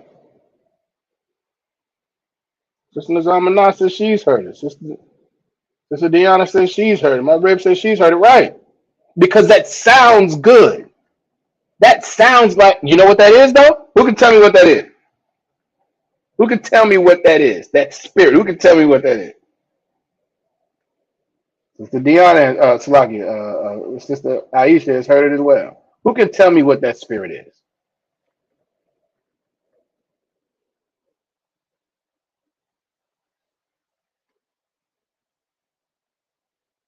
No sweat. I appreciate your honesty. Look at that. Sister Nazamana said, to be honest, I used to say it before I came into the truth. That nothing wrong with that. Confession is good for the soul. Sister Nasa, she's familiar with it. She's heard that before. That spirit gives Sister Nazamana a hand. That spirit is Christianity. That's what Christianity is founded on. When you really look at the history of all of these holidays, what it is hey, we all celebrate. We only celebrate the same God. You know, we call him Zeus. Y'all might call him that. You know, we call this one Saturn. Y'all might call this one that one. That's what that is. That's Christianity. And that's where the sister learned it. Because to be honest, I used to have that thought when I was in the Christian church. It's definitely a lack of knowledge. Absolutely. Sister Aisha is correct. Caesar Borgia is another example. Absolutely. That's Christianity. Accepting everything. Sister Aya, accepting everything and everyone. That's what that spirit is. We all worshiping the same God. It's all the same God. It's just we just do it differently. You do it how you do it, and I do it how I do it. And that way I don't judge you and you don't judge me. But is that biblical though? That ain't got nothing to do with the Bible. Because let's find out. We've gone over this before, but it bears repeating. Deuteronomy 1, is that 1? It's a lot. Deuteronomy 12 and 1.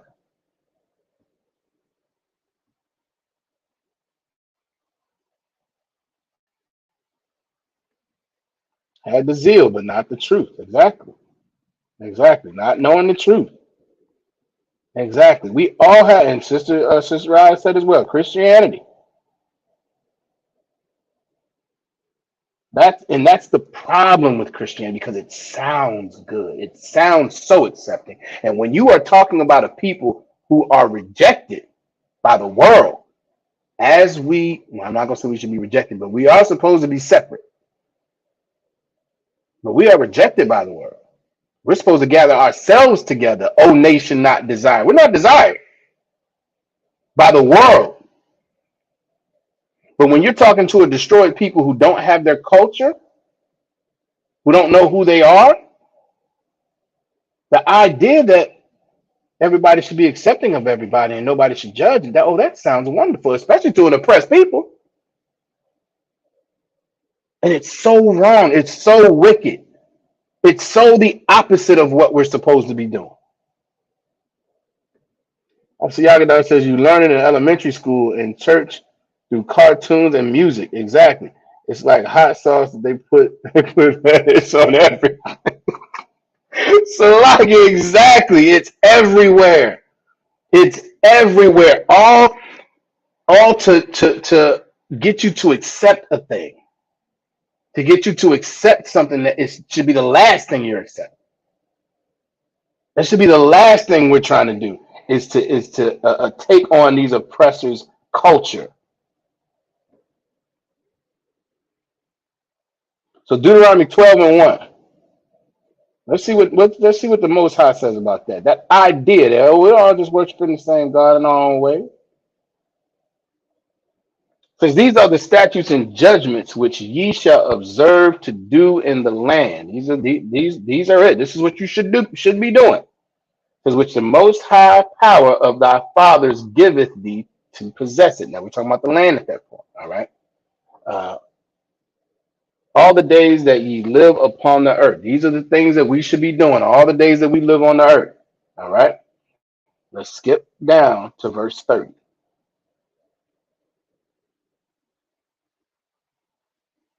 Right, yeah. It says, take heed to thyself that thou not be snared by following them. In this case, the them is the other nations. All right. It says, after that they be destroyed from before thee. So for context, right? This is the Most High getting the children of Israel prepared because they're eventually going to go into the promised land. But there's going to be other, as we went over before, there were other nations there that needed to be conquered. All right. So the Most High is saying, take heed, starting back from the top, take heed to thyself that thou not be snared by following them. Don't follow these other nations. After that, they be destroyed from before thee. They're going to be destroyed, but don't follow them because there's still going to be a remnant there, right? You're going to destroy them, but they're still going to be, they're going to kind of exist. Don't follow after them after that. Now, you're going to be on top at that point. Don't follow them. It goes on. It says that thou inquire not after their gods. Don't even ask them about their gods. You follow me. You follow the Most High. Don't even inquire about what they do with their gods. It says that thou inquire not after their gods, saying, how did these nations serve their gods? Even so will I do likewise. Because it's all the same God. They just worshiping theirs differently. So I wonder how they worship God. Because if you start asking that question, the next thing is, well, maybe I'll do that. It's all the same God anyway. This is the Most High saying, do not do that exact thing. Why? Verse 31 says, thou shalt not do so unto the Most High thy power. For every abomination to the Most High, which he hateth, everything that the Most High hates. All right, don't do this to the Most High. Don't use what they do with their God for me, because everything they do, which I hate, Scripture goes on, have they done unto their gods. They do everything to their gods that the Most High hates.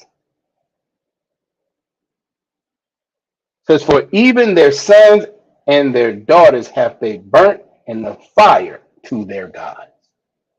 Don't bring that over here. That's what the Most High is saying. So this idea that one, we all worshiping the same God, it's just in different ways. No. The Most High said don't do that.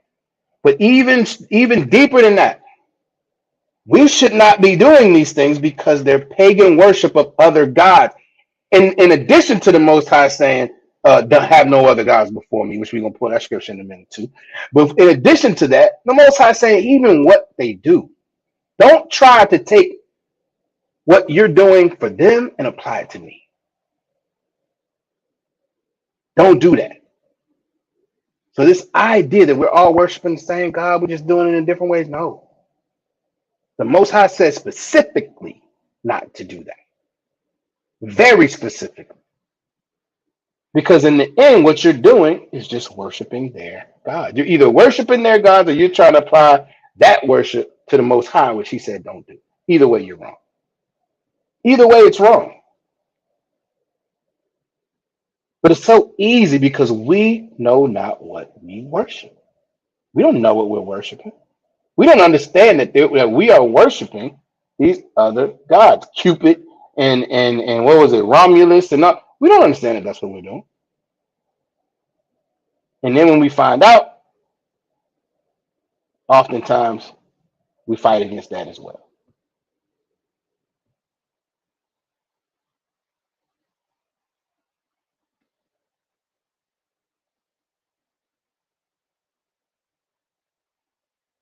Exodus 20 and 1.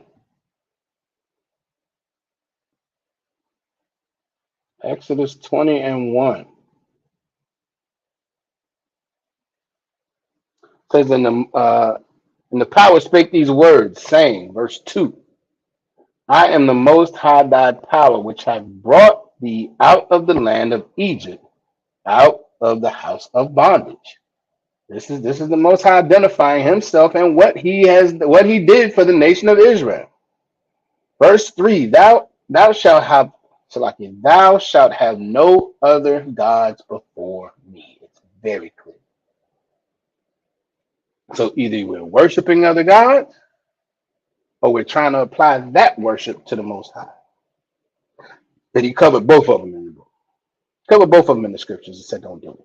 Verse 4, thou shalt not make unto thee any grave image or any likeness of anything that is in heaven, that is in heaven above, or that is in the earth beneath, or that is in the water under the earth. He's covering everything. Don't make an engraved image in any likeness. Now, got to be clear here, because you get somebody in the world or somebody who wants to battle a Kemet and all that. Well, you can't have a picture. You can't do this. You can't do that. You can do those things. All right. You can't worship them. Can't worship them, and that is explained very, very easily in verse 5. Thou shalt not bow down thyself to them, nor serve them. We don't worship things other than the Most High in the ISUPK. A lot of people you'll hear him talk about the shield of David. Well, you're making that an idol. You're making that an idol. No, we don't worship the shield of David. It's like the shield of David. We rock it, and that it's a lock. We rock it. We rock the hell out of it too. It's a lock. Right. The Most High made it very clear and very plain. There's not a whole lot of wiggle room here. Don't do it. Don't do it at all. But we don't worship these things. We worship the Most High. All right. And verse 5 goes on. It says, "For I, the Most High, thy power, am a jealous power. Visiting," now here's the deal, "visiting the iniquity of the fathers upon the children unto the third and fourth generation of them that hate me." How do we know whether if we hate the Most High? Or how do we know who hates the Most High? Those that don't, that especially once they learn and understand that they're supposed to be following the law, statutes, and commandments, and then refuse, you hate the Most High. There's a certain ignorance, which is why Christ came. There's a certain ignorance until you understand, until you learn the truth. Once you learn the truth, then you have the opportunity to repent. Now you have the opportunity to stop breaking the law, follow the Most High, and do what we should be doing as a nation. Damn right, Kwame Sha'ala. That's the opportunity we have. But once you decide, no, I'm still going to do that, then the Most High is saying that, Salaki, for I, the Most High, thy power, am a jealous power, visiting the iniquity of the fathers upon the children unto the third and fourth generation of them that hate me. Meaning what? Meaning if you break my law, statutes, and commandments, fully understanding it, you just disregard what you're supposed to be doing, you're going to pay for it. Your children are going to pay for it to the third and fourth generation. These are the things that are not taught in the Christian church. These are the things that are not taught, and our people are so destroyed, again, for lack of knowledge, because we think, because of Christianity, that it's all about us. I got a personal relationship with God. It's just me. You don't got to worry about my salvation. You got to work out your own salvation. You heard that, right? That's a good quote. They like, you got to work out your own. Sometimes you got to work out your own salvation. We are a nation of people, and we should be conducting ourselves as such.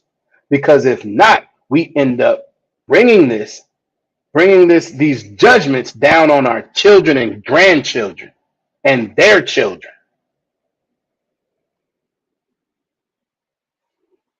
Verse 6, but it says, "And showing mercy unto thousands of them that love me and keep my commandments." It's just about following the law, statutes, and commandments. But it becomes easy to think to yourself, well, again, we all just worship the same. And it's not that big a deal. It's just I'm giving out some heart, which, speaking of hearts, I got to give y'all this. I got to give y'all this. I know Officer Yagadon knows the answer to this question. Who knows what the heart shape, the Valentine's heart shape is? Who knows where that originated? Who knows where that came from and what that represents? Who can tell me? Who can tell me? We ain't got a whole lot of time. I'm just gonna get to it. There it is. Give Sister Ra'aya a hand. She said the hind parts of a woman. It's exactly what it is.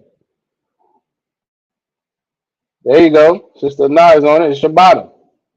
Absolutely. It's your behind.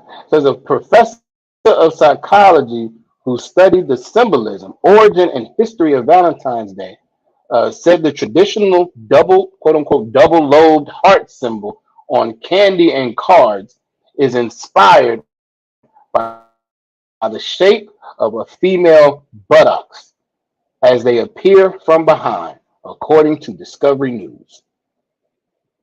Says the essential literary and speculative evidence from mythology and secondary resources leads to the theory. Professor Galdino, I'm not going to try to pronounce his last name, Pranzarone maybe, of Roanoke College in Salem, Virginia, told Discovery News. Says the fact that the symbol doesn't resemble the the human heart organ is only fair glaring, is one fairly glaring piece of evidence, he said. Says the twin, Most High in Christ. Sister Gianna says she did not know that. No sweat. Most High in Christ. It says the twin lobes of the stylized version correspond roughly to the paired auricles and ventricles chambers of the anatomical heart. Adding that the organ is never bright red in color and the shape does not have the invagination at the top nor the sharp point at the base. He's just describing how different the human heart actually looks compared to the so-called Valentines.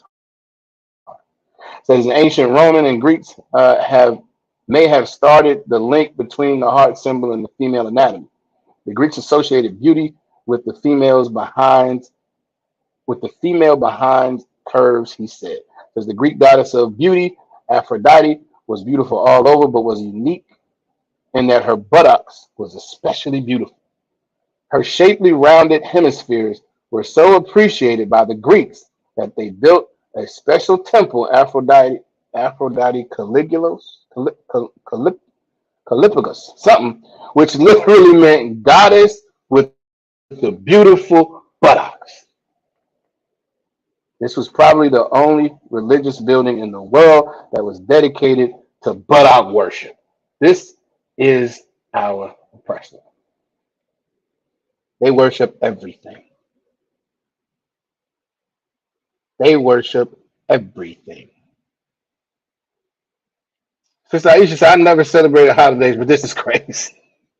Listen, when you go, this is why it's so important to have an understanding because we don't know when we're in the world. We don't know what we're doing. We don't know what we're worshiping. We don't know any of it. Right. Y'all can say that was an early 304 house. That's what, listen, all behind the shape of a woman's behind. This oppressor, again, that's why Christianity is just the Bible. They use the Bible to teach paganism. That's it. Everything has an origin in some other God that they now want to say, well, this is for the Most High. At best, they want to say this is for the Most High. But what they're doing is just fooling our people into doing one of two things that we shouldn't. And it doesn't really matter which one. Whether you know, and this is the disconnect our people have as well, whether you know you're actively celebrating and worshiping another God does not matter, because the Most High said, don't bring those practices over here, because I hate them. So it doesn't even matter whether you think you're doing this for the Most High. He said, don't. He said, don't. Let me see. I have one more scripture. Did I want to pull that one?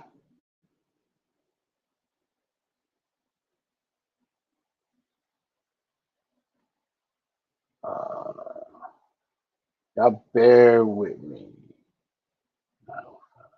Okay.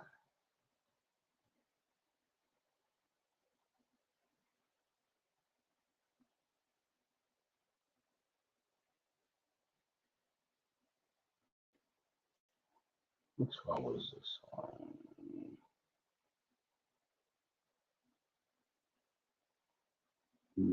Nah, I covered that another. All right. Is there any questions? Any questions that anybody has? Make sure I'm not missing nothing. I think that was just everything I wanted to get y'all. Oh, there was one other thing. Where is that?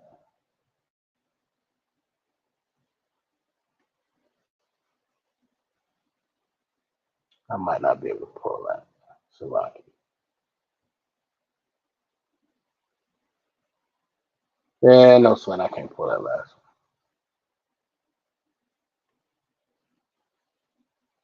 one. Yeah. Yeah, no sweat. Um, it was in one of them articles. It was the water. I appreciate it, sis. It was in one of them articles where it was talking about what was the name of that? The Lupercalia. It was a quote where somebody said, because again, these descriptions of these pagan worship, rituals and these so-called holidays, they're not always, completely they're not always completely accurate as far as the description. Sometimes you'll hear that it's, oh, it was kind of low, laid back, and other times you hear like, yeah, it was a whole bunch of drunkenness going on, and that's how this one was described in a few articles. Luke McKay, like it was just a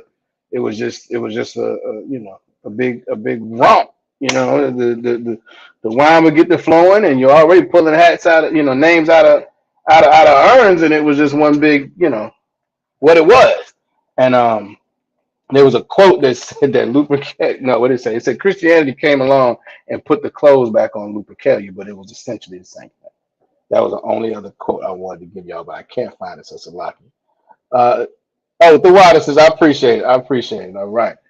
All right. So with that, we're going to get to the security announcements.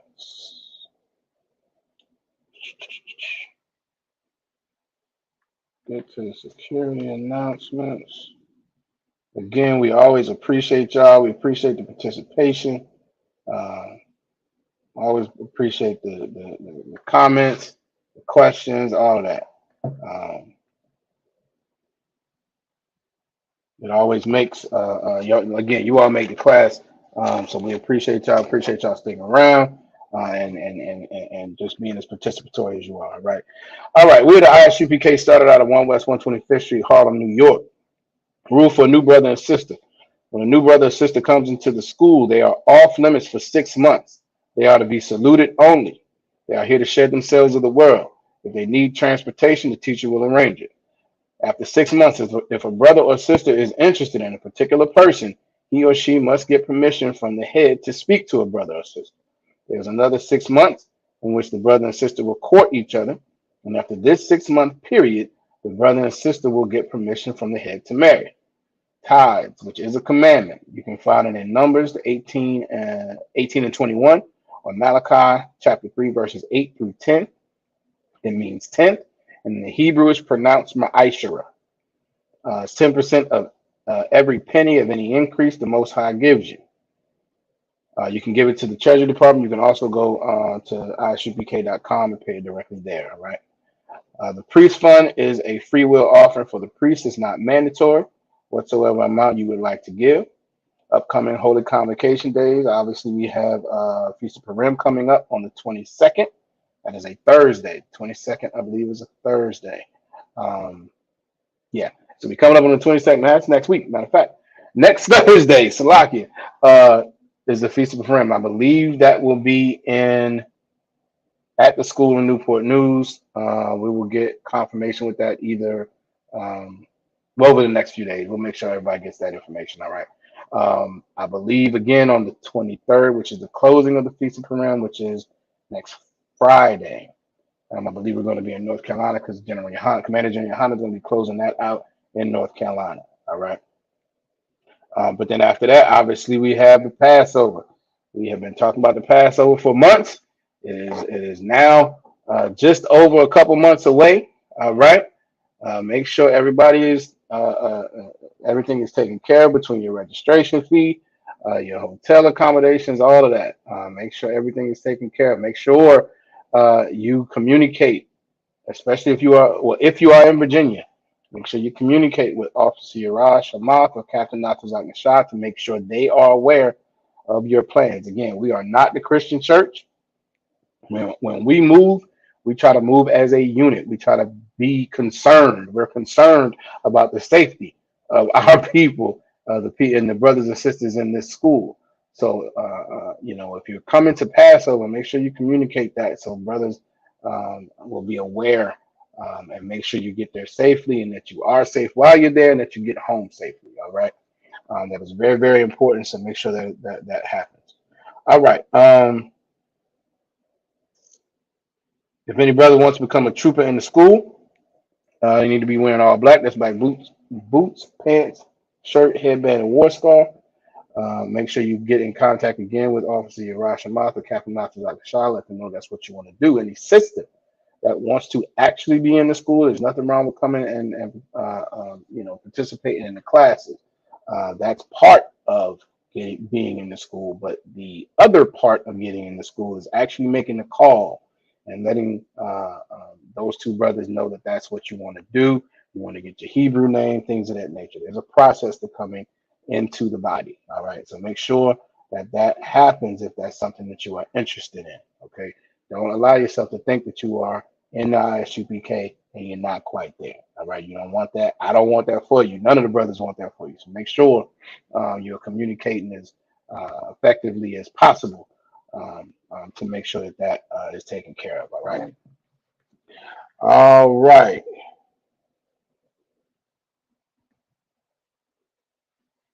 Sister I said, let's pay attention to the amount of people that spent their money and attention on Super Bowl and get the same numbers and income to the school. I know that's right. Most High Christ, I give her a hand. That was well said. Well said, sister.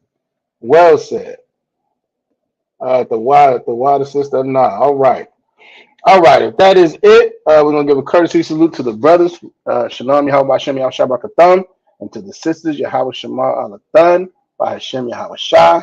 All right. We appreciate y'all. The water again, and Shalom Israel.